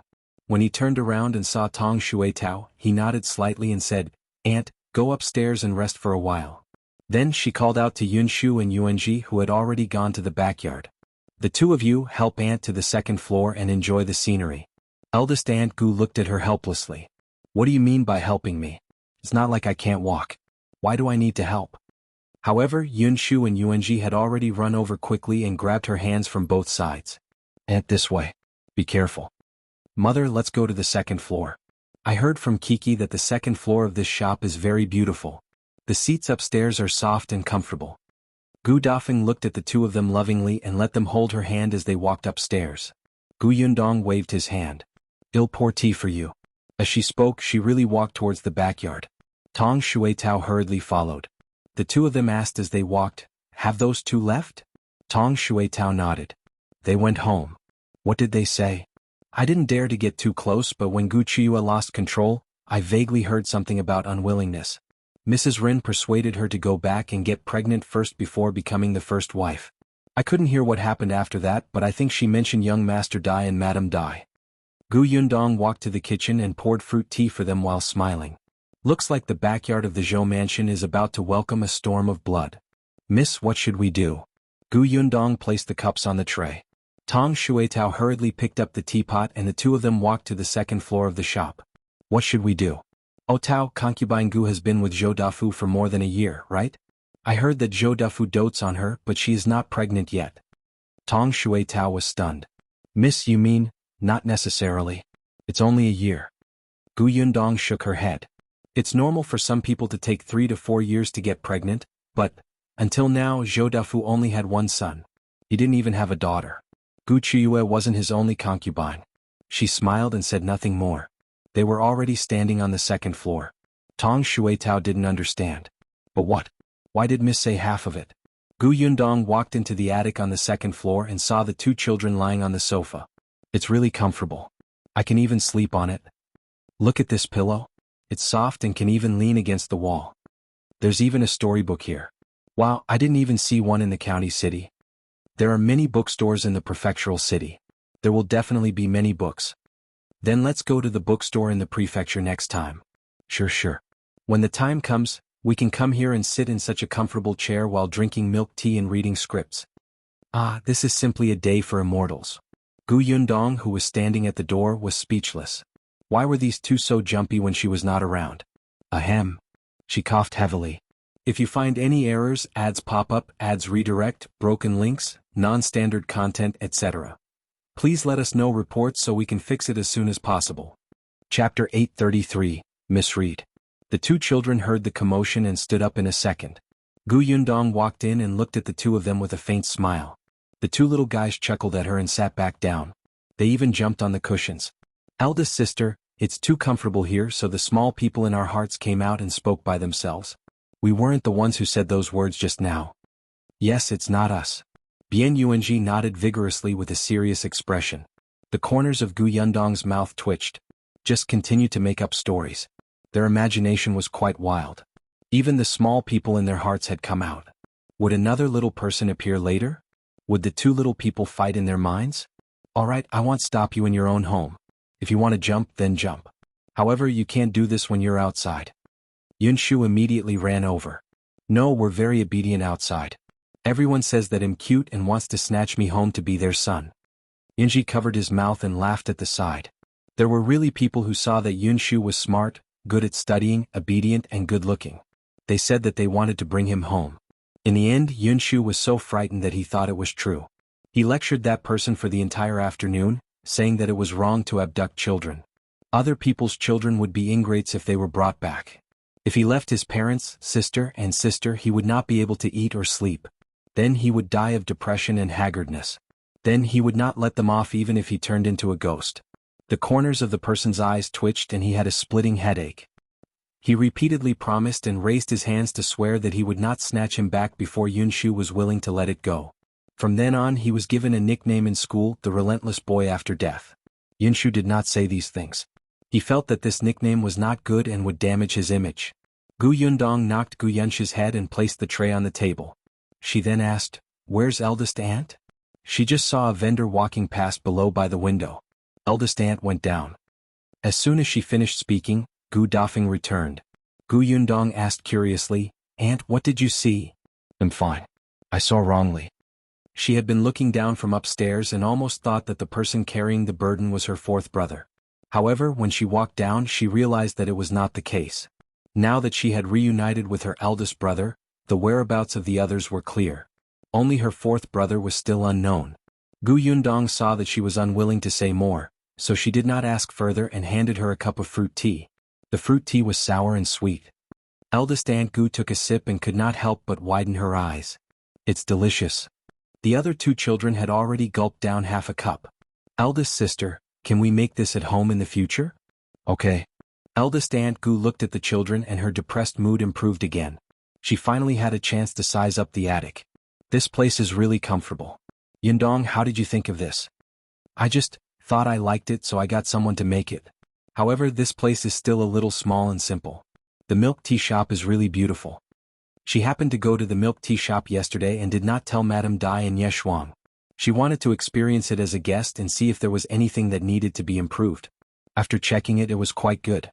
At least in terms of eating and drinking, it tasted very good. When Yunshu heard her mention the milk tea shop, she quickly said, "Sister, can we go now? If you find any errors, ads pop up, ads redirect, broken links, non-standard content, etc. Please let us know reports so we can fix it as soon as possible." Chapter 834, To the Milk Tea Shop. Now, Yunshu said pitifully, "We only have a few days of vacation left. I've agreed with Yuanzhi that I have to go to Aunt Kes' house and let him see the courtyard I lived in back then. I also have to go to Tianhai Academy to experience the strong academic atmosphere. I also have to go to the bookstore and find a storybook. No, find scriptures to read."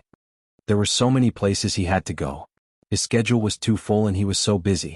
It was really not easy. Yundong felt sympathy for him. She thought that since there was nothing important in the afternoon, she might as well go.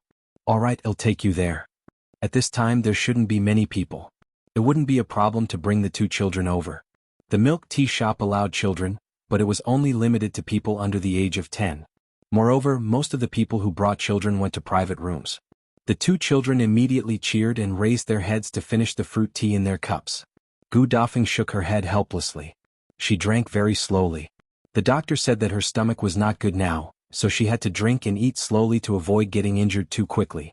Taking advantage of this opportunity, Gu Yunshu and Bian Yuanzhi went to the cabinet on the wall to look for storybooks. "I've never seen this before. Let's bring it back." Last time, Junjie said that he couldn't find this book in the bookstore in the county city for a long time. They'll bring it back for him. He'll definitely be happy. When Gu Dafeng heard this after drinking, she immediately frowned slightly and asked Gu Yundong softly, "Is that okay? Can they read storybooks? Will it affect their studies? What if the teacher finds out and is disappointed in them and punishes them?" Gu Yundong comforted her. "It's all right. Mr. Qin doesn't object to students reading miscellaneous books. As long as they have a sense of propriety and it doesn't affect their studies, it doesn't matter if they read some storybooks. If it affects normal classes, he will confiscate the students' miscellaneous books and carry out." Yes, special education. Gu Dafeng did not understand special education, but from what Gu Yundong said, it was allowed by the teacher. Moreover, the teacher was the top scholar, so there was definitely no problem. Gu Dafeng was relieved. The two children had also picked 3 books and put them away. They smiled at Gu Yundong. Gu Yundong crossed his arms and looked at them with a half-smile. "Did a small person crawl out of your heart just now and control your hands to get the storybook? Sister, you're really good at predicting. Damn you, glib-tongued." The group went downstairs and informed Jing Gang. Then they rode the carriage to the milk tea shop. Tong Shuitao did not go. She still had something on. The name of the milk tea shop was New Tea Pavilion. Ye Shuang and Madame Dai insisted on her naming it. Gu Yundong thought that she was bad at giving names and gave up on herself. She thought that if they were not satisfied they could think of something else. Unexpectedly, the two of them agreed to it. It was simple and clear, allowing people to know what this shop was for at a glance. Wasn't milk tea new tea? No one had seen it before. Gu Yundong was speechless. Huh? Was it that rash? Yes, it was a very rash name, so much so that Gu Yundong did not often mention the name of the milk tea shop. Anyway, when she saw this name she had no idea. The carriage stopped at the entrance of New Tea Pavilion not long after. Before the two children got out of the carriage, they had already lifted the curtains and saw the 2-story tall shop in front of them. If you find any errors, ads pop up, ads redirect, broken links, non-standard content, etc. Please let us know reports so we can fix it as soon as possible. Chapter 835, New Tea Pavilion. New Tea Pavilion? They got out of the car. Gu Yunshu and Bian Yuanzhi looked up at the name on the plaque, deep in thought. Gu Yundong coughed lightly and was about to say, "Hurry up and go in. There's nothing interesting about this name." Unexpectedly, Yunshu suddenly said, "Cook new tea from the river and by all the green mountains as a drawing screen. When I see these 2 words, I can feel that this tea shop gives people a leisurely feeling." Are you sure? It was rare for Gu Yundong to have a nod in her head. She looked at the plaque above her head with a gratified expression. Relief? Gu Yundong shivered and quickly said, "All right, don't stand at the door. Let's go in first." Only then did they walk in. New Tea Pavilion's business was really booming. Even if it was not time for afternoon tea, more than half of the people in the hall were already seated. Most of these people were dressed gorgeously and spoke very softly. Even when they smiled, they covered their mouths with a handkerchief. Therefore, when she entered, she had a quiet and elegant feeling. However, Gu Dafeng was so shocked that she did not dare to walk forward. So this was what the so-called milk tea shop was like. She thought that it was similar to Gus. However, when she came in, she realized that it was completely different. She stood here as if she had walked into another world. She looked especially out of place. Gu Yundong took a few steps and realized that her aunt was not following her. She quickly turned around and saw that she was at a loss. She was shocked and immediately took a few steps back to support her arm. Gu Dafeng grabbed her tightly. Yundong, I don't think I should go in. Gu Yundong thought for a moment. It's fine. Well, go to the private room. It's not in the hall. Eldest aunt, don't be afraid. I'm here. Yuanzhi is also here. This is my shop. You're an esteemed guest here. Come, hold your head high. They'll bring you in. She did not know if it was because of what Gu Yundong had said, but with her and Yuanzhi around, eldest aunt Gu felt a surge of vigor. Yes, what was there to be afraid of? This shop belonged to Yundong. If she didn't even dare to enter her niece's shop, not only would she embarrass herself, but she would also embarrass Yuanzhi. Gu Yundong looked at her slightly raised face and smiled. She still wanted her eldest aunt to become the hearty eldest aunt of the past. How cute, right? Let's go. I can do it. Gu Dafeng also smiled. She was still very nervous, her palms were sweaty and her back seemed to be sweating. She could even feel the guests in the hall looking over. But it didn't matter. She had Yundong by her side. She wasn't afraid. Gu Yundong held her arm and walked steadily to the counter with a smile on her face. Yunshu and Yuanzhi were already standing in front of the counter. When they saw the menu beside them, they couldn't help but lean over to take a look. There was a lady behind the counter. She smiled and asked them, "Did the two young masters come here on their own?" Yunshu looked up and met the eldest sister with a sweet smile. Her eyes were also bright. "No, I came with my sister and aunt." Then she pointed in Gu Yundong's direction. The girl was still smiling as she looked in that direction. The smile remained on her face, but her eyelids twitched violently. Gu Yundong lowered her head and whispered to eldest aunt Gu. She did not see her. If you find any errors, ads pop up, ads redirect, broken links, non-standard content, etc., please let us know reports so we can fix it as soon as possible. Chapter 836. Gu Yundong is bankrupt? When she reached the counter, she asked the two children, "Have you thought about what to eat and drink?" "I want to drink milk tea and eat those fries," Yunshu said quickly. "I want double-skim milk." Yuanzhi had a special fondness for this. "And chicken nuggets." Gu Yundong looked at eldest aunt Gu again. The latter did not know how to read and did not know what delicious food there was. She was a little nervous. But with Gu Yundong by her side, she quickly calmed down. "Just order. I don't know what to drink." Gu Yundong thought for a moment and said to the girl, "Then give me another pot of osmanthus tea and a plate of osmanthus cake." She said to eldest aunt Gu, "Osmanthus tea is good for the stomach. During this season, the osmanthus flowers this year have been plucked and dried. The osmanthus flowers in new Tea Pavilion are all fresh." "All right, I'll try." Gu Yundong said to the girl, "That's all for now. We'll order whatever we want later. We want a private room. The type that children like." When it was renovated, there were many types of private rooms. Gu Yundong did not know which one was still empty, so she could only ask the waiter. The girl's hand under the counter gently tugged, then nodded with a smile. "All right, I'll get someone to bring the guest to the private room." The girl first noted down what they had ordered. Then she found another young round-faced girl and led them inside. Before Gu Yundong left, she asked, "By the way, where's Su Qing? I saw her yesterday when I came." Su Qing happened to be resting today, so she didn't come. Gu Yundong nodded and left. As soon as she left, she disappeared behind the door. The girl at the counter suddenly crumpled the paper in her hand into a ball and threw it on the ground. What kind of person is she? She's really shameless. She's so annoying. Another slightly older girl happened to walk behind the counter. When she saw this, she could not help but ask, "What happened? Who made you angry and threw the order away?" As he spoke, he squatted down and picked up the paper. He placed it on the table and smoothed it out. However, the ink on it had completely smudged the words. It was impossible to see what the customer had ordered. The girl could not help but frown. "Shao, what does it say? What do you care what she wrote?" The lady frowned even more badly. "What's going on? This customer offended you and made you have such an attitude? This won't do. The boss has said that anyone who comes is a guest and has to be treated well. Sister Lan, you don't understand at all? Xiao snorted. What kind of guests are they? What's going on?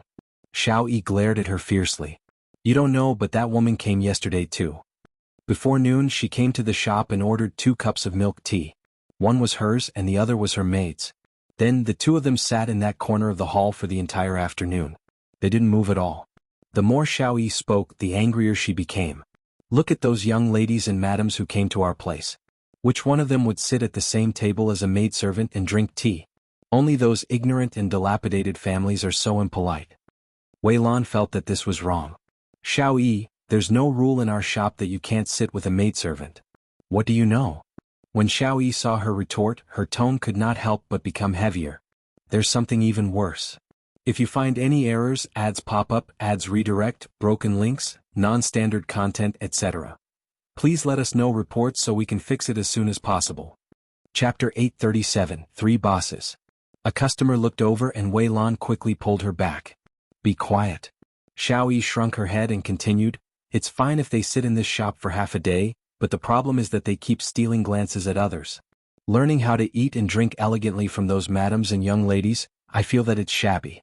Sister Lan, it's not that I want to criticize them, but if the other madams and young ladies find out, they will lose their temper and find trouble with our shop.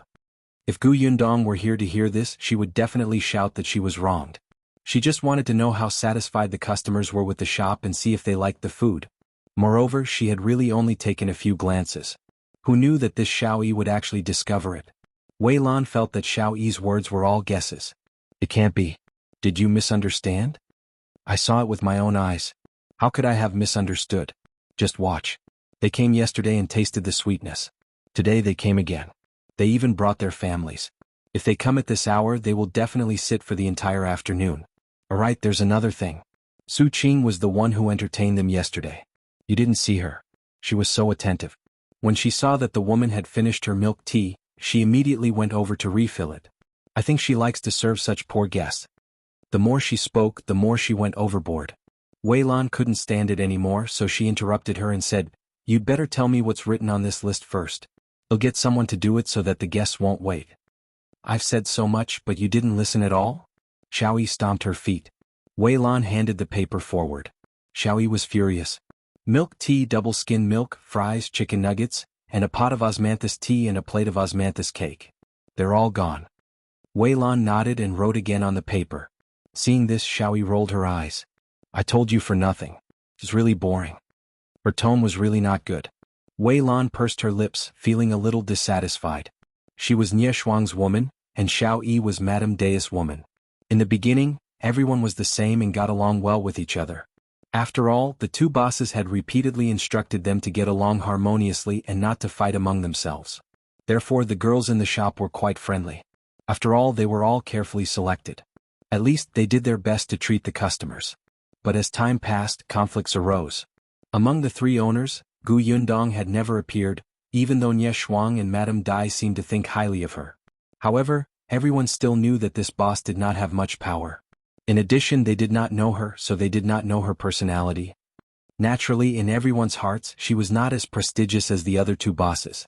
Moreover, Nie Shuang and Madame Dai had brought many people with them. Boss Gu only had Su Qing. Su Qing's family background was not particularly good. Therefore, gradually, the shop was divided into several factions. In the beginning, Wei Lan thought that Su Qing was alone and would probably be ostracized by everyone. She did not expect her to be so popular, especially with the few old women in the kitchen. Therefore, even though she seemed to be alone, the people in the shop did not become enemies with her. Everyone seemed to be harmonious with her. During this period of time, everyone's mental state had more or less changed. As for Xiao, she had the biggest change in temperament here. Because she felt that she belonged to Madame Dai and was superior to others. If you find any errors, ads pop up, ads redirect, broken links, non-standard content, etc. Please let us know reports so we can fix it as soon as possible. Chapter 838, she said thank you. Wei Lan did not like her very much, but she did not dare to offend her. The balance between the 3 bosses was very important. If she broke this balance, she would probably not be able to stay here anymore.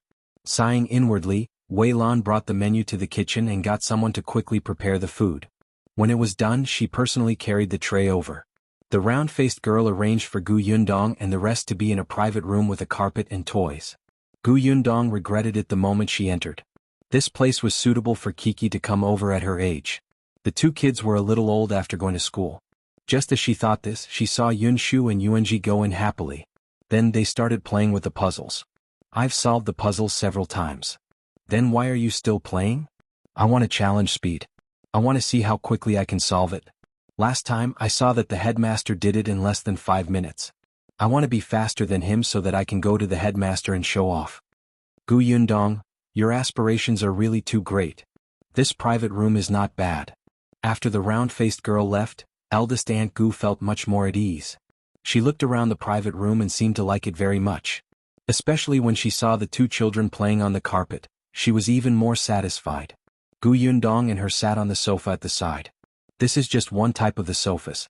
When this place closes, it'll bring eldest aunt to check all the private rooms. Why would I need it? Of course. After all, I haven't seen all of them yet. Eldest Aunt Gu smiled and pointed at her. So you want to go yourself? The two children who were playing over there also heard it. We want to go too. You're going back to the county in a few days. There's no chance. Yunshu quickly stood up. Then there's no time like the present. Let's do it today. Let's wait here until closing time and then look at every room. You're really impulsive. Let me think. It was mainly because Su Qing happened to be resting today and the others in the shop did not know her. They had seen the old women in the kitchen. After all, she was the one who taught them how to make milk tea. It just wasn't convenient. Moreover, the shop closed relatively late. They didn't tell their family when they came out today and their family might be worried. Just as she was thinking about it, there was a knock on the door of the private room. Gu Yundong looked up. Come in. Wei Lan opened the door and walked in with a tray. She smiled and placed the things on the table. Then she said, this is the milk tea, osmanthus tea and osmanthus cake that the customer ordered. As for double skim milk and the other two snacks, please wait a moment. Thank you. Gu Yundong smiled and nodded at her. Wei Lan left the room and paused for a moment before turning to look at the closed door. There were really too few madams and young ladies who said thank you. They were used to being served by the people around them and had already taken it for granted. This girl. Her smile was beautiful and her voice was pleasant. Especially when she thanked her, it actually made her feel like her work had been acknowledged. Wei Lan felt that this girl was not like what Shao had said at all. She wasn't from a dilapidated family who did not know etiquette and only knew how to imitate others. She even had an aura that was stronger than Wei Lan's young lady. Wei Lan walked back to the counter and Shao came over again. How is it? I told you they're in the private room. Are they looking around like they've never seen the world? Chapter 839, Demanding a Beating. Wei Lan was a little annoyed. Was there no end to this? She was just a guest. Why did she have such a big opinion? She had never had an unhappy conflict with her, right? I'm asking you a question. Answer me. Shao tugged at her. Wei Lan secretly took a deep breath and quietly pulled back her sleeve. She said calmly, no, be it that girl or the others, they're all quite easy to get along with. They're very polite. I don't believe you. It must be because they're in the room. You couldn't tell. If you don't believe me, why are you asking me? Wei Lan was not willing to continue chatting with her. She carried the tray and turned around. I'm going to get busy. There are guests outside again. Hurry up and entertain them. Shao turned her head and saw a familiar young lady walking in. A smile suddenly appeared on her face and she hurriedly went up to her. Wei Lan shook her head and went to the kitchen to bring the other snacks from Gu Yundong's room. When she walked into the room, she saw her picking up the teapot and pouring tea for Gu Dafeng. Wei Lan took another look. She was indeed not as elegant, slow, and dignified as the young ladies of other rich families. She looked very casual. Miss, here are your tea and snacks. Please enjoy. Gu Yundong thanked her again. When she was arranging them, he asked casually, what's your name? Miss, my name is Wei Lan. Wei Lan. Gu Yundong murmured softly and continued to ask, how does it feel to be a shop assistant here? Yesterday she came over to check on the guest reactions. Today she wanted to understand the thoughts of the staff working here. Wei Lan stopped what she was doing and looked up with a smile. Of course it's good. Our new tea pavilion is the only shop in the entire Xuanhe prefecture that only sells milk tea to female customers. I'm very happy to be able to work here. Others are envious of me for becoming a female employee of new tea pavilion. Is that so? Gu Yundong smiled and did not ask further. She turned around and called out to the two people who were still working hard to solve the puzzles. Everything is here. Hurry up and wash your hands. Otherwise it will get cold later. Yunshu had just finished the last puzzle, but it had been a long time and he felt a little defeated. Bian Yuanzhi patted him on the shoulder. It's okay. Let's work harder. You have to think like this. The teacher is so many years older than you. When you reach the age of the teacher, you will definitely be able to solve it faster than him. Yunshu was instantly comforted. His eyes lit up as he said, That's right. The teacher is already so old. His hands are much older than mine. Then he shook his chubby hand. He had been eating a little too much recently, and his hand was no longer flexible. The corners of Yundong's mouth twitched. In your eyes, are all people over the age of 10 old? This brat really deserved a beating. He was not cute. She urged him, Aren't you going? I'll go now. The two of them hurriedly stood up. Weilan quickly said, I'll bring the two young masters over. Most of the guests in this house were guests who brought their children over. They were afraid that the children would overturn the basins when they ran, so the basins were not placed inside. Weilan opened the door and led Yunshu and Bian Yuanzhi out. There was a washroom in the courtyard. Yunshu walked on the steps and wanted to wash himself, but Weilan had already taken a wet handkerchief to wipe his hands. Yunshu was still a little embarrassed, so he stood there obediently. When he was done wiping his hands, he said, Sister, when will new Tea Pavilion close? Chapter 840, Brainwashed by Yunshu. Weilan was stunned for a moment. Little master, why are you asking this? She had already wiped Yunshu's hands. She got up and wrung the towel because she wiped Yuanzhi. We want to take a look at the other rooms after closing when there are no customers. As soon as he finished speaking, Yuanzhi said, Cousin said that she wanted to consider it, but she didn't agree. Yunshu snorted. I will definitely convince her. My sister likes me very much. She won't have the heart to reject me. Haha, you're praising yourself. Yunshu, you're getting more and more shameless. If you mock me again, I'll draw a turtle on your face later. Thick-skinned Yunshu pretended to cover his mouth. Bian Yuanzhi quickly dodged to the side and said to Weilan, Sister, well, go back to the room first. Then he ran. Yunshu hurriedly chased after him. The two of them quickly entered the private room. Weilan stood on the spot and watched as their little figures gradually disappear. The corners of her mouth pursed slightly. A familiar sneer suddenly came from the side. Weilan turned around and saw Shao leaning against the pillar under the corridor. She had an expression that said, Am I right? She slowly walked in front of Weilan and pointed at the door of the room. You didn't believe me when I told you, but did you hear him now? They're going to stay until closing time and then check all our private rooms. Weilan didn't say anything this time. Shao became even more smug. They treat this place as their own backyard. They can visit whenever they want. Who agreed? Why don't they take a look at themselves? Those esteemed guests wanted to visit, but our madam didn't agree. Just them? How prestigious. Weilan thought of Yundong's expression of gratitude and felt that she was not the kind of guest who would make unreasonable requests. Hence he still defended her. Just now it was just the thoughts of the two young masters. You heard it too. That girl didn't agree.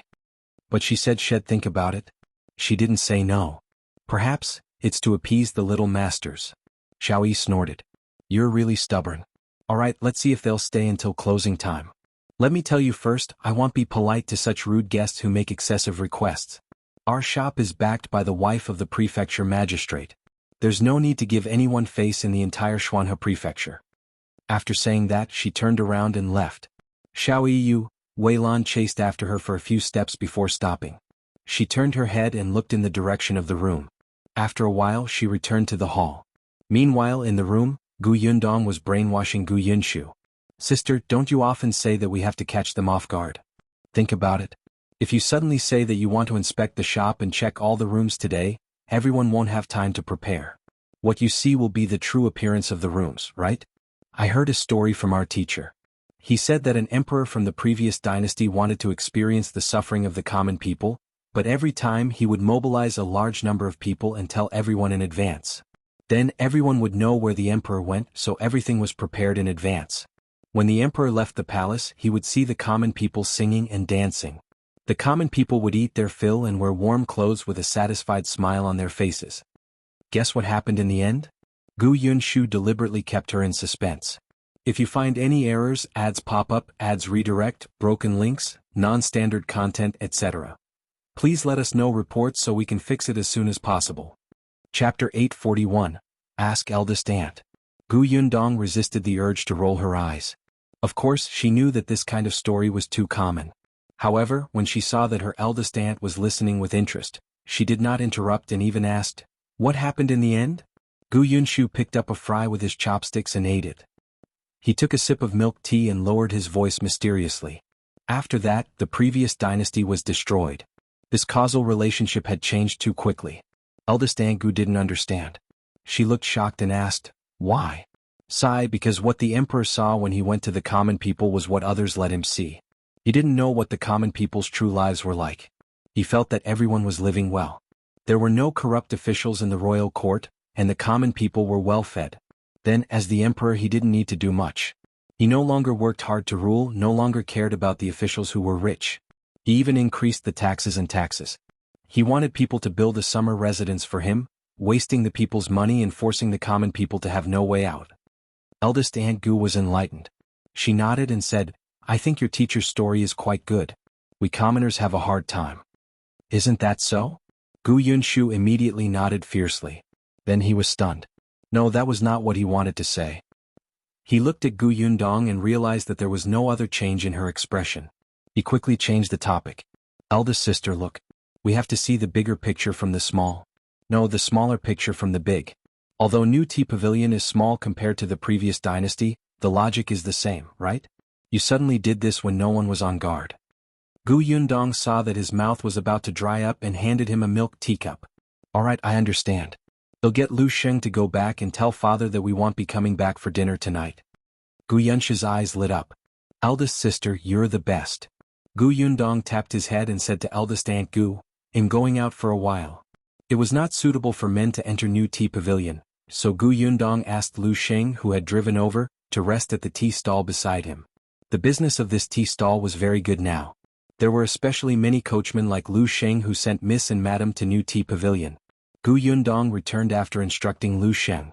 However, when she passed by the counter, she felt an unfriendly gaze. She turned her head to look, and the other party immediately put on a smile. Gu Yundong raised her eyebrows. This seemed to be the person who had ordered for them previously. She lowered her eyes and suddenly smiled. Yunshu, that brat, had a point. Shao maintained her smile. After Gu Yundong left, she snorted. She would wait for 2 hours to see if the stranger would leave. If the stranger did not leave, she would have to ask her to leave. Gu Yundong returned to the room and saw Gu Yunshu showing off to Bian Yuanzhi. "I told you that my elder sister dotes on me the most. Look, I just told her a story and she agreed. It made the other stories I prepared useless." Gu Yundong could not help but knock him on the head. On the other hand, Eldest Aunt Gu could not help but ask, "You've been here all afternoon. Will it delay your work?" She knew that Gu Yundong was very busy now. There were many things to do in the shop and workshop. "I won't delay. I can take this opportunity to rest." In fact, when she went out just now, she was still wondering if she should take down the brush and paper from the carriage to take a look. However, she instantly dismissed this thought. "I happen to have something to ask you. If you find any errors, ads pop up, ads redirect, broken links, non-standard content, etc., please let us know reports so we can fix it as soon as possible." Chapter 842. Chasing Gu Yundong away. "What is it?" Eldest Aunt Gu asked. "Eat first. We can talk slowly." Gu Yundong brought her a piece of osmanthus cake. Eldest Aunt Gu had a small bite and chewed carefully. In the past, she had bought a few pieces of osmanthus cake in the county city, but they were not as delicious as the ones here. After taking another sip of osmanthus tea, she felt as if her entire life was satisfied. "Eldest Aunt, what are your plans for the future?" Gu Yundong asked softly when she saw that she had finished a whole piece. When Eldest Aunt Gu saw that she was asking about this, she immediately smiled. "Your uncle and I have already discussed this. Didn't Mrs. Rin say that your uncle's wooden carvings were selling quite well last time? We'll sell them. Although your uncle's legs are not good, his carving skills are getting better and better. Even if the little things aren't worth much, I can still earn a lot of money when there are more of them." Gu Yundong nodded. Eldest uncle had a skill that was already much better than many people. For now, he would make small wooden carvings. When his legs were better in the future, he could also make big ones. "Then have you thought of where to sell them?" Eldest Aunt Gu shook her head. "I want to bring some to the market tomorrow and set up a stall on the ground to see how business is." Gu Yundong thought for a while. I know a market not far from Gus. It sells flowers, birds, calligraphy, paintings, and so on. The environment is not bad. And you can go there and take a look first. The small wooden carvings were also a work of art. There should be a market there. Eldest Aunt Gus' eyes lit up. Really? At first, she thought of finding a random place at the entrance of the market. In the past, when she was in Yongning Prefecture, there was no market in the county city to sell flowers and birds. Perhaps she couldn't come into contact with it, so she didn't know. Yes, the flowers in my mother's courtyard were bought at that market. The mother and daughter who sell flowers should still be there. The little girl's name is Shao Yuan. If Eldest Aunt encounters her, you can accompany each other. They're quite good people. Eldest Aunt Gu was even happier. She hadn't even gone to the market, but she already had a companion. If there was anything she didn't understand, she could ask them. In the end, she had never walked around the prefectural city here. She was more or less worried, afraid that she would not be able to speak to the people in the prefectural city. Yundong asked her about the price again. The price that Eldest Aunt Gu and her husband set was really too low. This was the prefectural city, so they could still raise the price. Moreover, although Bian Han's craftsmanship was not as good as a grandmaster's, he was serious and meticulous. Every small wooden carving was done diligently, and the quality was definitely not a problem. Eldest Aunt Gu was actually not good at doing business, but she would ask. As Yundong chatted with her, she slowly felt that she had become much more straightforward. As expected, Eldest Aunt Gu was still the same Eldest Aunt Gu as before. Knock knock. Just as the two of them were deep in conversation, there was a knock on the door. Yundong's voice stopped abruptly. He frowned slightly and looked in the direction of the private room's door. Yunshu had already rushed over to open the door. He was stunned when he saw Shao standing in front of him. May I ask what's the matter? Shao still had a smile on her face and her attitude was still polite. She stood at the door and looked at Yundong. Miss, it's already 3 p.m. 3 p.m.? So what? Alright, I understand. Yundong smiled and nodded gently. If you find any errors, ads pop up, ads redirect, broken links, non-standard content, etc., please let us know reports so we can fix it as soon as possible. Chapter 843, Fight. Shao saw that she was pretending to be stupid and did not know what was good for her, so she simply made it clear. Miss, it's like this. Ever since our new Tea Pavilion opened for business, there have been many customers every day. Whether it's the hall or the room, it's filled with people. Especially after noon, some customers still have to wait for seats. Yundong frowned, but Shao continued to smile and said, It's the most crowded time now, so there's no room. A madam had tea and snacks in this room last time and was very satisfied. Today she came over and asked us for this room again. Yundong looked at her with a faint smile. How strange. There was actually someone who chased away guests. Yunshu scratched his head and looked up at Shao. Didn't you tell that madam that there are already guests in this room? Shao lowered her head to look at him, then continued to look at Yundong and said, Miss, look, you've been here for nearly 4 hours. Yunshu was enlightened and could not help but widen his eyes. So you want to chase us away? He quickly turned around and walked to Yundong's side. Eldest sister, she is a bad person. Shao was so angry that she almost fell backward. This stinky child. Yundong saw that she could not maintain the smile on her face and finally said, But we haven't finished eating. She had been talking to Eldest Aunt Gu just now and only eaten 2 pieces of osmanthus cake on the table. Yunshu had finished his fries, but Yuanzhi's chicken nuggets were still there. He wanted to eat them later. Shao also saw the table in front of them and felt even more contempt in her heart. She did not expect them to eat so slowly just to stay here until closing time. She had really learned something. You can take the food back. As soon as she said this, Wei Lan ran over while panting. She pulled Shao out. Do you know what you're doing? Is this how you treat guests? Then she bowed apologetically to Yundong. Miss, I'm sorry. There were too many things to do. She was too busy. I'm really sorry. Wei Lan did not expect that Shao would really come here to chase away guests when she only went to the toilet. From the first day they came here as workers, Madame Dai and Miss Nye had emphasized that they were not allowed to be rude to guests or chase them away. They tried their best to satisfy the customers' needs. If they made rude requests, they had to reject them tactfully. Only those who were really unreasonable would be chased out and not be allowed to step into new Tea Pavilion from now on. However, this girl had never done anything out of line. She had brought 2 young children with her, but they did not cause a commotion to affect the other guests. It would be unreasonable for Shao to chase them away like this. She lowered her voice and warned her, Don't go overboard. It want you any good to offend the guests. What's there to be afraid of? We have Madame Dai. At this moment, Yundong had already stood up and was walking towards the door when she heard this.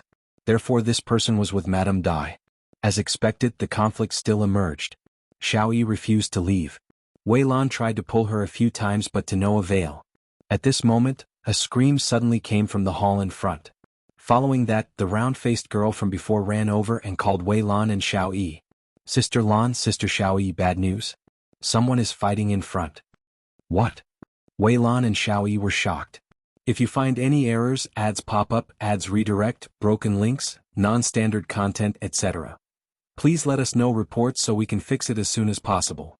Chapter 844, Inquiry. Wei Lan immediately ran to the front hall. Shao paused for a moment and turned to look at Yundong. She quickly followed the round-faced girl. Yundong stood where she was and was silent for a moment. Then she said to eldest Aunt Gu, who was standing behind him, "Aunt, rest here first. I'll go over and take a look." "I'll go with you." "No, I'll be right back." With that, Yundong strode towards the main hall. Just as she turned around the large screen in the hall, she heard a commotion. There were many people in the hall. Some of them had already stood up and retreated to the side to watch the commotion. Yundong glanced at them. These people were very interesting. They were still holding cups and snacks in their hands, as if they were afraid that they would lose the food. The troublemakers should be two rich wives. They were very young and looked to be less than 20 years old. At this moment, neither of them allowed the other to look at each other. It was an exaggeration to say that they were fighting. They should have quarreled. There was a broken cup on the ground. Wei Lan and Shao were persuading the two of them, but they didn't listen at all. Yundong took a few steps forward and walked to the anxious round-faced girl. She asked in a low voice, "What's going on? Which families are these two madams from?" The round-faced girl was stunned for a moment. When she turned around and saw that it was her, she only smiled slightly but did not answer. This was a private matter of a guest. How could she gossip in front of other guests, especially at such a time? But just because she didn't gossip didn't mean that others wouldn't do it. A girl standing on Yundong's right immediately told her excitedly, "You don't know, do you? Let me tell you, the one on the left is Mrs. Yu from the east of the city. Her family runs a cloth shop. The one on the right is also from the east of the city. Her surname is Tian, and her family is in the wine business." Yundong turned her head slightly and saw the girl's excited face. She held a cup of milk tea in her left hand and a loaf of bread in her right.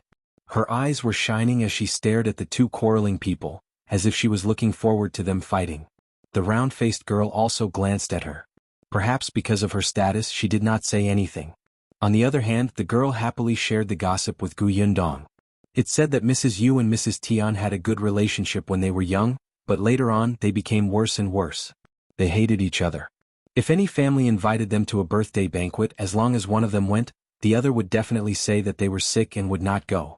Unless they had to, they would not see each other no matter what. "You know them quite well." Yundong could not help but want to laugh. The girl was still a little proud. "That's right. I don't have any good points, but I know a lot of things in this prefecture." Yundong was speechless. This girl was an informant. "Miss, what's your name?" "My last name is Bao." "You're really inquisitive. You didn't let this surname down at all." Yundong was speechless. Miss Bao continued, "Only this new tea pavilion has delicious food and comfortable places. This milk tea is even more novel. It made these two madams who don't like each other come over every day. They were fine before, but I didn't expect them to fight today." As Miss Bao spoke, she shook her head. "Is it because Madame Dai and Ye Shuang are not around that they've become bolder?" When Yundong heard her mention Ye Shuang's name, she could not help but glance at her. "If you find any errors, ads pop up, ads redirect, broken links, non-standard content, etc. Please let us know reports so we can fix it as soon as possible." Chapter 845. My Surname is Gu. "So, why did they quarrel?" Miss Bao pointed at Mrs. Yu and said, "Although these two people don't mind appearing in New Tea Pavilion at the same time, Mrs. Yu used to sit on the second floor. Today she sat on the first floor. Moreover, she sat in the seat that Mrs. Tian usually sits in." Yundong's mouth twitched. "So they were arguing?" Miss Bao seemed to have seen through her thoughts, so she nodded. "Although it's a small matter, haven't they been resentful for a long time? Wouldn't they start arguing with a reason?" She even dropped the cup. These two families were both merchants and they were just ordinary merchants. They did not pay much attention to the rules and they were both married. Therefore they could quarrel in such a place. If they were like the Nye family, they wouldn't dare to quarrel with others in public. Even if they got married, they would be criticized. Miss Bao took another sip of milk tea and enjoyed being a bystander. In the end, she suddenly remembered and turned to ask Gu Yundong, "By the way, I still don't know your name. I've never seen you before." Gu Yundong laughed. "Didn't you say that you know everything about Xuanhe Prefecture? That was not cute. Wouldn't she have to inquire about it before she knew everything? My surname is Gu." With that, Gu Yundong walked towards the two people who were still arguing. Miss Bao frowned and pondered. Gu? Which family was she from? She had no impression of her at all. Just as she was about to ask more carefully, she looked up and saw that Gu Yundong had actually gone between the two of them.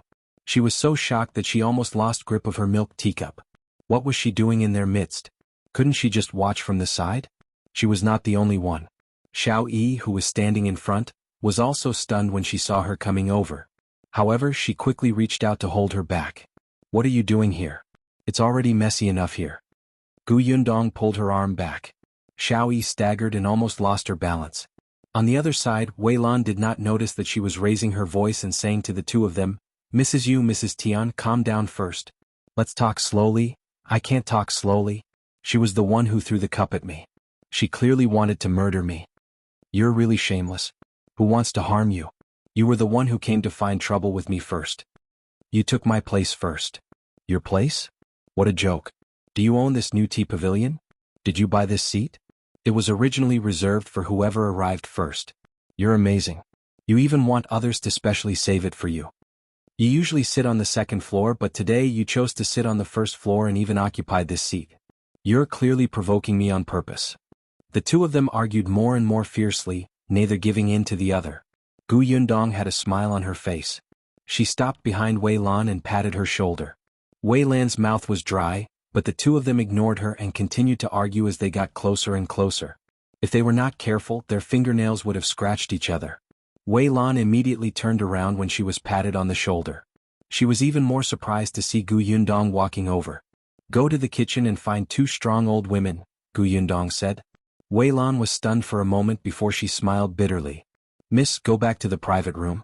I'll give you an explanation when I'm done." She thought that Gu Yundong was still angry about what happened before. If you find any errors, ads pop up, ads redirect, broken links, non-standard content, etc., please let us know reports so we can fix it as soon as possible. Chapter 846, She's Boss Gu? However, Gu Yundong said, "Wei Lan, my name is Gu Yundong. I think Madame Dai and Ye Shuang have mentioned my name before." Wei Lan's eyes widened. "Oh, Gu Yundong? Wasn't that the name of the third boss of their new Tea Pavilion? She was actually the Gu family's boss?"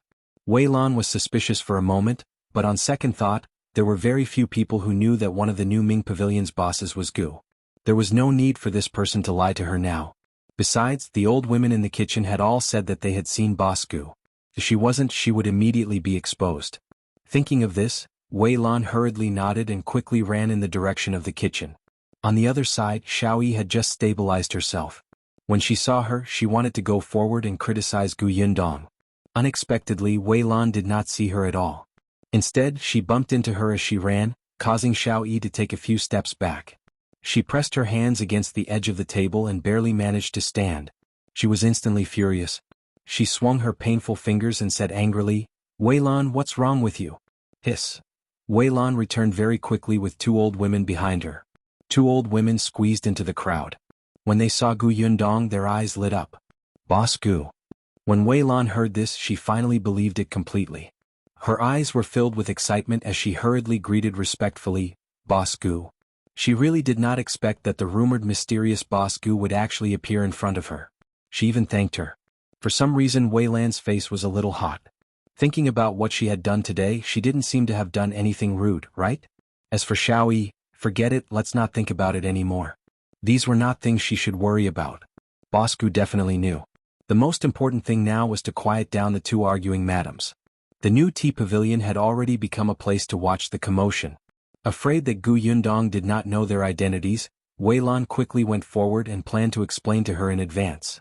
But Gu Yundong had already reached out and instructed the two old women to pull Mrs. Yu and Mrs. Tian away.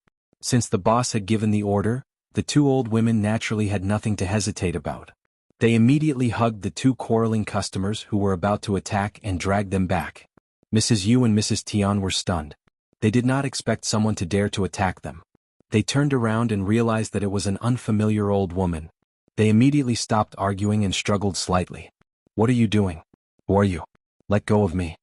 Let go." Only then did Gu Yundong step forward. Her voice suddenly rose as he called out to the left, "Mrs. Yu." Mrs. Yu was shocked and subconsciously stopped talking to look at her. Gu Yundong raised her voice to the right. "Mrs. Tian."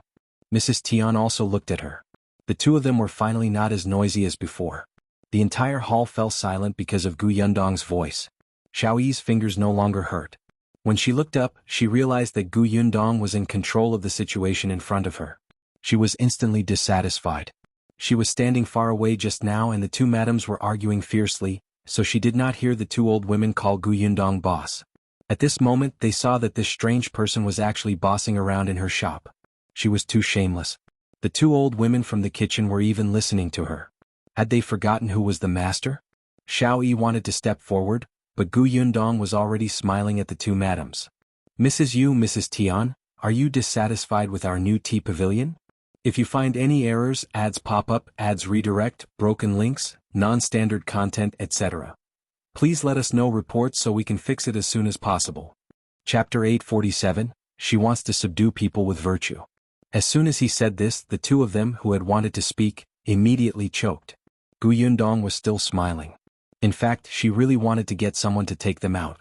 How much business had their troubles delayed the shop? It would be easy to take them out. But she couldn't. She ran a shop. There were so many people watching here. How could she use violence?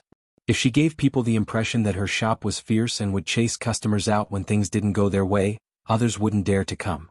Therefore, she wanted to convince people with virtue. She asked again, "Do you have any dissatisfaction with our new tea pavilion?" Mrs. Yu and Mrs. Tian suddenly came back to their senses and hurriedly shook their heads. "No, we are not dissatisfied with the new tea pavilion. We are just dissatisfied with her." Who would dare to be dissatisfied with the new tea pavilion? However, they were indeed arguing and fighting in new tea pavilion. The two of them suddenly reacted and instantly broke out in cold sweat. Gu Yundong continued to smile. Oh, they had a tacit understanding. Even their words were the same. "Since you don't have any dissatisfaction, why don't you calm down and talk about it slowly? Arguing hurts the mind. If you get angry too much, it's easy to get old. You two ladies are both young, beautiful, and outstanding. It's not worth getting angry over such a small matter, right? Just treat it as giving face to new tea pavilion. Sit down and talk slowly, okay?" Gu Yundong gave them a way out and the two of them left.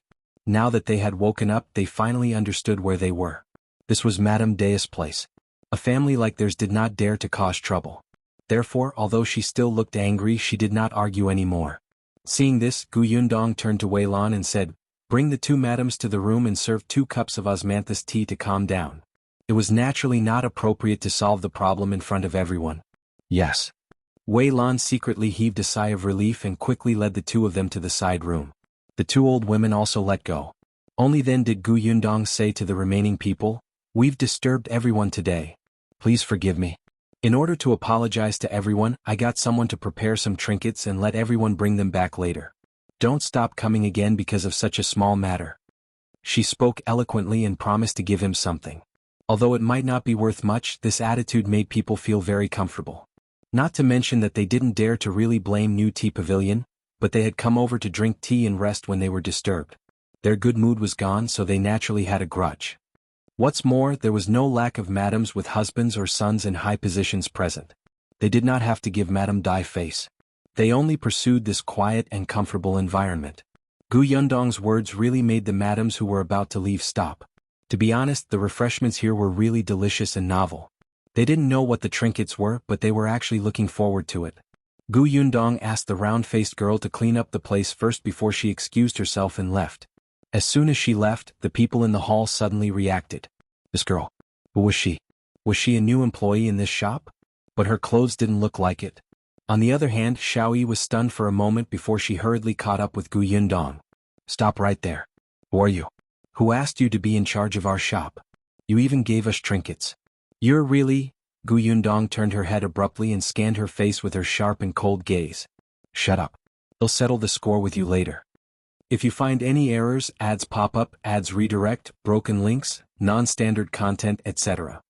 Please let us know reports so we can fix it as soon as possible. Chapter 848. Listen to me. Shao was stunned by her cold gaze and stood rooted to the ground. She had only dared to speak ill of others behind their backs. Even if she chased the guests away, it was only because her heart was too arrogant for a moment. It was her first time doing it. Now that Gu Yundong was looking at her, she felt inexplicably flustered. Gu Yundong had already walked into the room.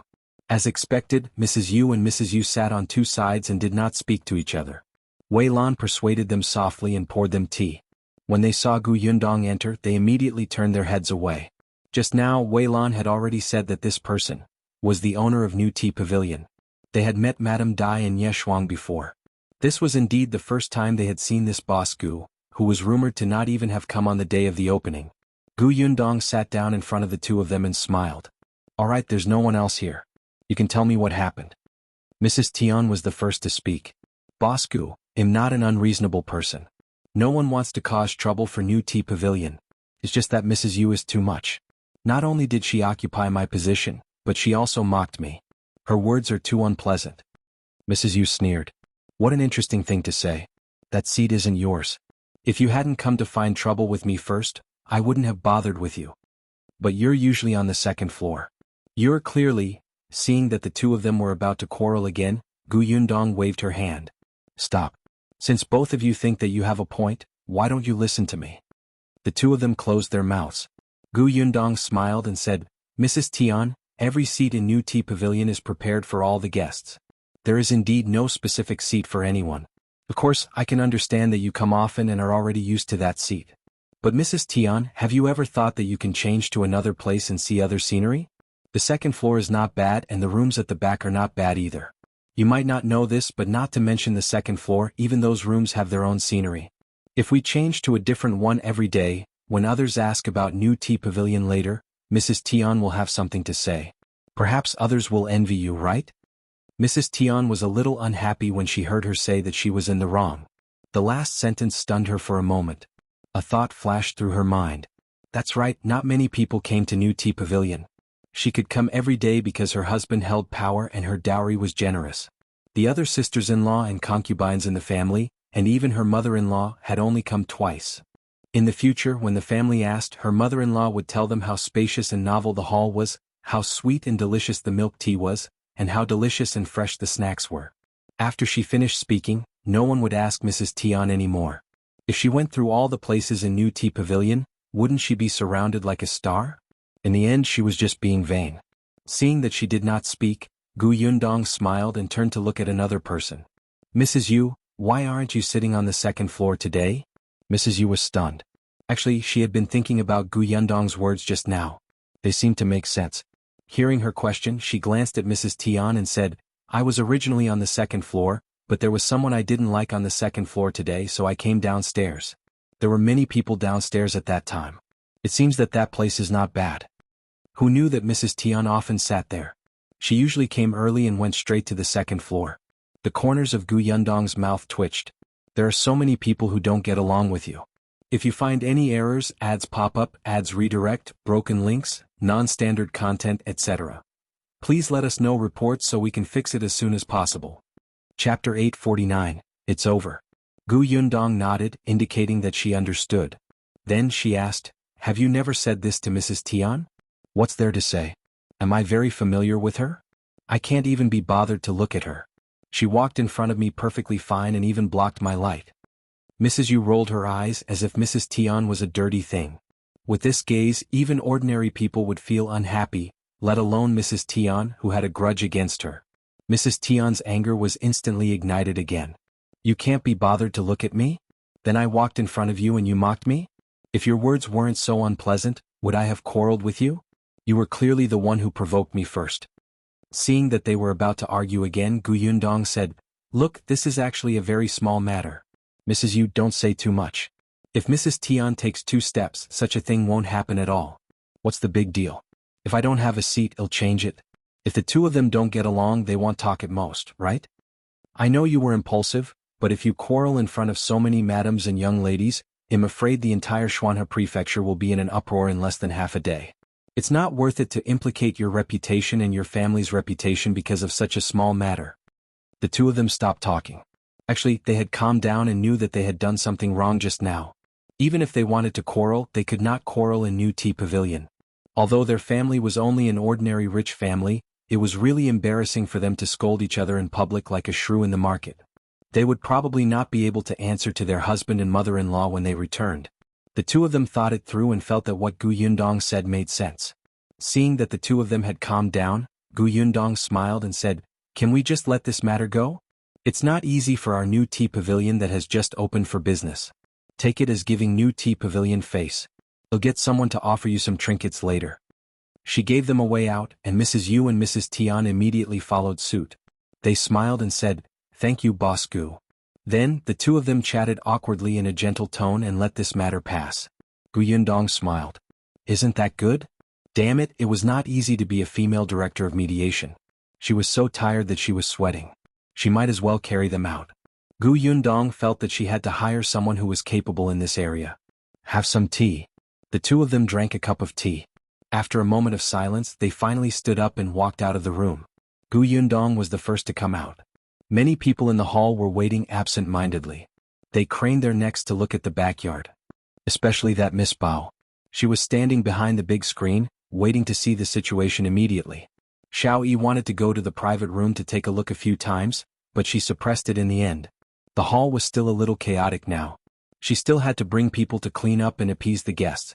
She could only suppress the dissatisfaction in her heart first. With Wei Lan in the private room, if anything really happened, it would be Wei Lan's responsibility. Thinking of this, Shao was not in a hurry.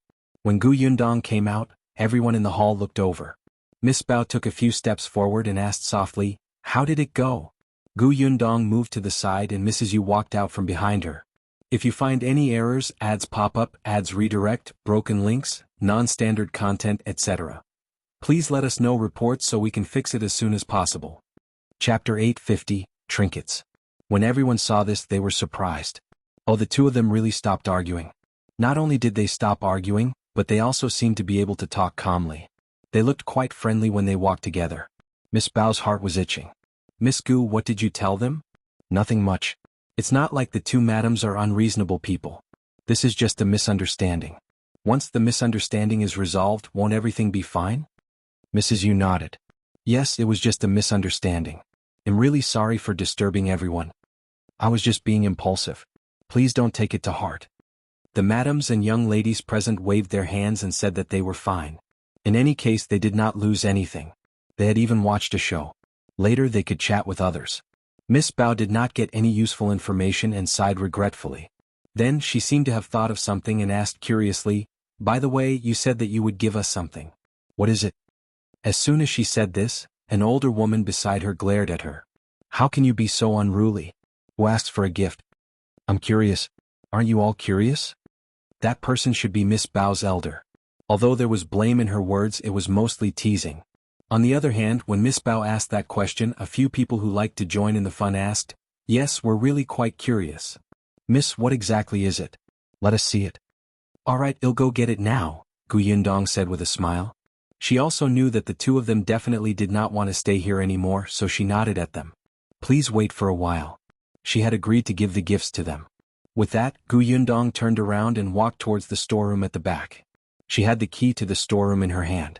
Madame Dai had given it to her when she went to the Dai residence a few days ago. There were naturally no small gifts in the storeroom, but there were in Gu Yundong's spatial storage. Actually, it wasn't anything special. It was just her paintings. It was mainly because she had too many things in her space, but she could not take most of them out to use. What she could take out was not enough to offer so many madams and young ladies outside. Except, painting. Now that she had the conditions, she could make one painting a day almost every day when she was free. As time passed, wouldn't there be many paintings in the space? Moreover, it would not seem rude to give this. Hence, when Gu Yundong arrived at the storeroom, she found a larger tray and placed all the paintings in her space inside. Some paintings were simple and some were complicated. There were all kinds of flowers, plants, mountains, rivers, bustling streets, alleys, and food. Gu Yundong's mind was filled with imagination. She drew everything. At this moment, these paintings were all rolled up and tied with a red string. When placed on the tray, they looked a little high-end. Gu Yundong carried the tray out of the storeroom and Wei Lan happened to rush over. She handed the tray to her. Wei Lan followed behind her and said, "Boss, I don't know where Shao went." Gu Yundong paused for a moment before continuing to walk forward. "Does she know that I'm the boss of New Tea Pavilion? If she knew, she might really escape in fear." Wei Lan shook her head. "I don't think so." She had wanted to find Shao and tell her about Gu Yundong's identity. It was more or less a way for her to be mentally prepared. As they spoke, the two of them returned to the hall. Most of the people's eyes were on her, but Gu Yundong's gaze was on Mrs. Tian and the woman beside her.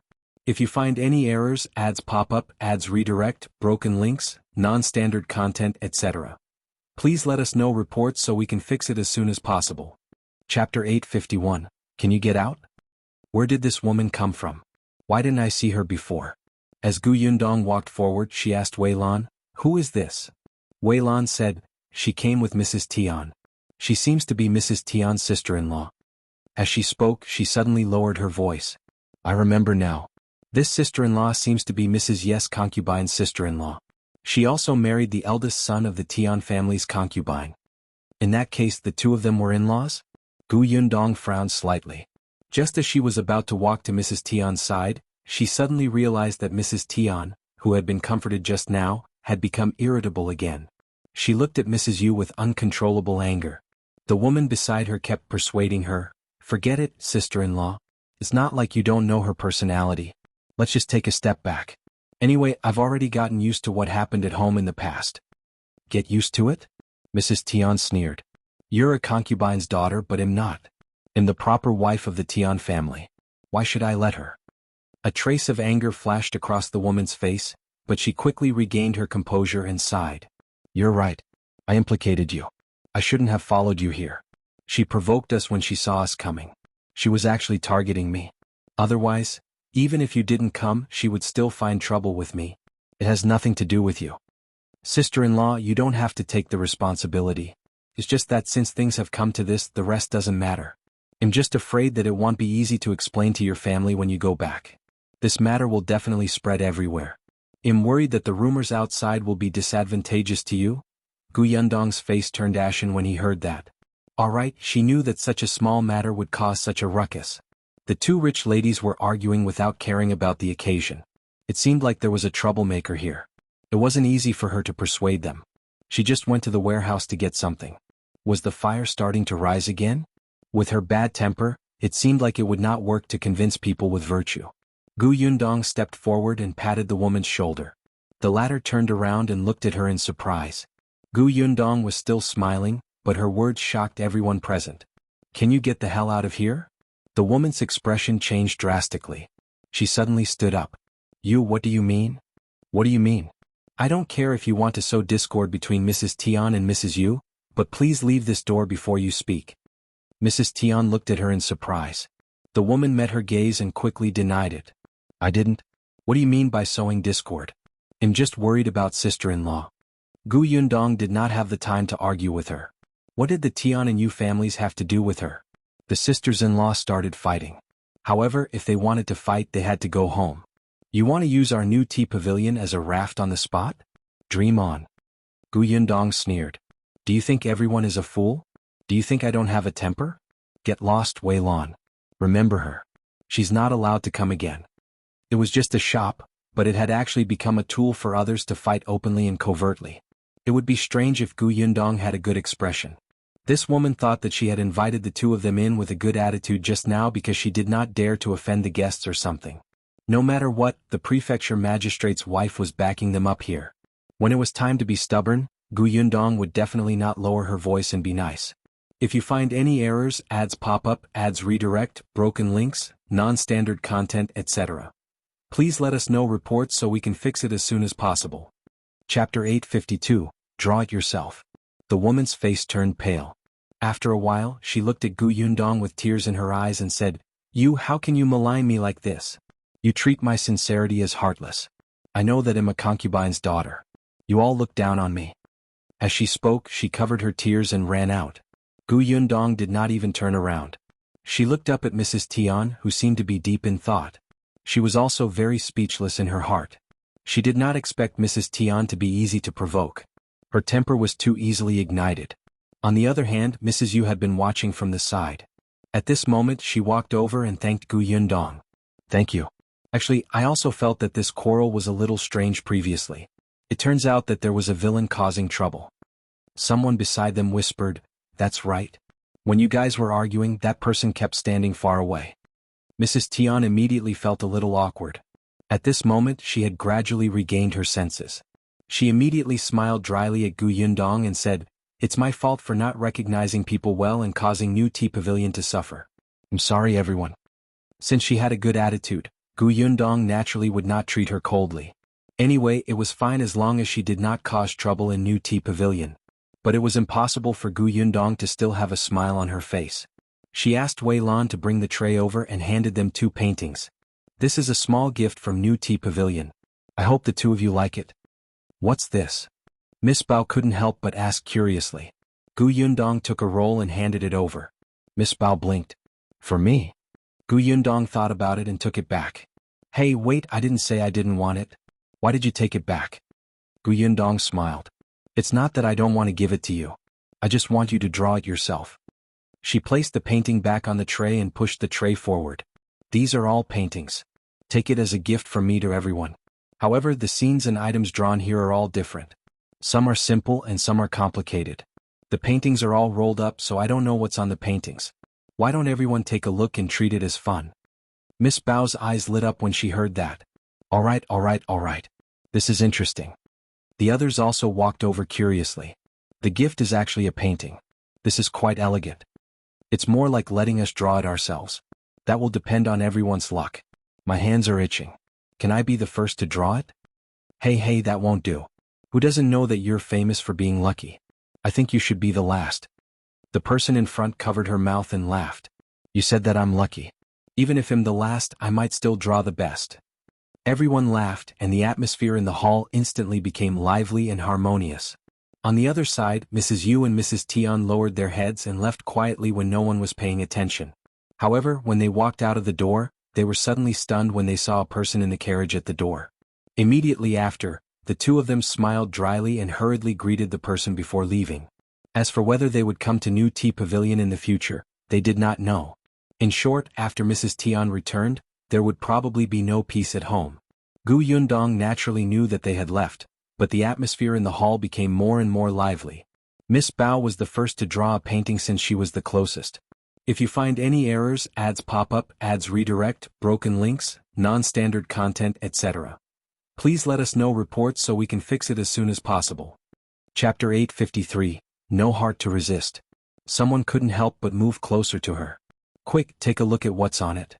Miss Bao was inexplicably nervous, especially since everyone's attention was on her. It made her feel as if she was holding a fragile item worth 10,000 gold coins. After a long while, she held her breath and carefully pulled off the red string tied to the painting, spreading it out bit by bit. Halfway through, she suddenly rolled it up again. It made the hearts of the others standing beside her skip a beat. Gu Yundong could not help but rub her forehead. "It's just a painting. Do you have to do this? Is there too little entertainment?" After a while, Miss Bao opened the painting again. In the next moment, she let out a wow, and her face was filled with obvious joy. Those who were sitting further away heard this and became more curious. However, they were no longer young ladies. They still had to be more dignified. However, there were still young ladies of similar age who exclaimed, "So cute." Gu Yundong glanced at it. Oh, it was the Q picture. She had drawn it when she saw a large group of children flying kites in Yongfu village last time. She suddenly had an idea. They were all big-headed and small-bodied. They were pulling the kite string in their hands as groups. There were also some who sat at the side and watched. Some were eating with food in their hands, some were teary-eyed and wanted to play but didn't dare to. Some were playing pranks. There were also 2 children fighting with 2 stalks of grass sticking out from their heads. Their postures were all different and vivid. However, without exception, they all had big eyes and small mouths. They were even cuter than dolls, making one's heart tremble. Women had no intention of resisting such a cute thing. Not only did Miss Bao like it, but even the people beside her were the same.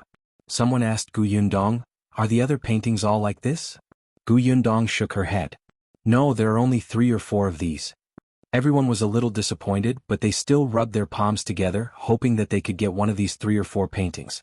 There were even people who discussed with Miss Bao and wanted to exchange with her. Yundong asked everyone to sit down. He'll get Wei Lan to bring a tray over. Everyone will have a share. One by one. Although everyone was anxious, they all sat back down. As expected, Wei Lan walked past the crowd with a tray. At this moment, be it the guests on the second floor or the people in the private rooms, they all heard the commotion and came over. There were also a few children among them, but they were all restrained by their elders and did not make a fuss. Soon, someone drew a painting and opened it hopefully. Unfortunately, there was no such painting that she wanted. She was a little disappointed. However, soon after she became slightly happy. This seems to be a charcoal drawing that's been popular recently? Is it a charcoal drawing? This drawing is too lifelike. Look, there's a shadow here. The people around them all looked over, including Miss Bao. The one in her hand was not a charcoal drawing. When she heard that it was a recent trend, a madam said, "I've heard of this charcoal drawing. My son has been learning it recently. Sigh, if only I could draw it later." How is this a trinket? This is clearly something good. Isn't it? Discussions broke out in the hall. Everyone looked at Yundong in amazement. The people in the carriage outside the door had been watching silently. One of them could not take it anymore and said unhappily, "Madam, did I say anything wrong? If you find any errors, ads pop up, ads redirect, broken links, non-standard content, etc. Please let us know reports so we can fix it as soon as possible." Chapter 854, She's the third boss. I don't know where she came from. It's fine if she became the master of our new Tea Pavilion without permission, but she even became the master of the place. Wei Lan just had to listen to her as if she was the master and let her win people over. The person who spoke was Shao, who had disappeared earlier. At this moment she was standing beside the carriage and the person sitting in the carriage was Madame Dai. Shao originally wanted to stop Wei Lan, but when she thought about how Wei Lan had been going against her today, she felt especially uncomfortable. In New Tea Pavilion, the person with the highest chance of competing with her for power was Wei Lan. As for Su Qing, she didn't care at all. If she took this opportunity to make Madame Dai's impression of Wei Lan worse, wouldn't that be killing two birds with one stone? Coincidentally, Madame Dai had actually come this morning. Shao knew that she would go to a friend's house not far from here in the afternoon, so she simply ran over to look for her. When she returned, she happened to see Yundong scolding Mrs. Tian's sister-in-law. She even chased away our new Tea Pavilion's guest and directly said that that person was sowing discord and offended Mrs. Tian and Mrs. Yu.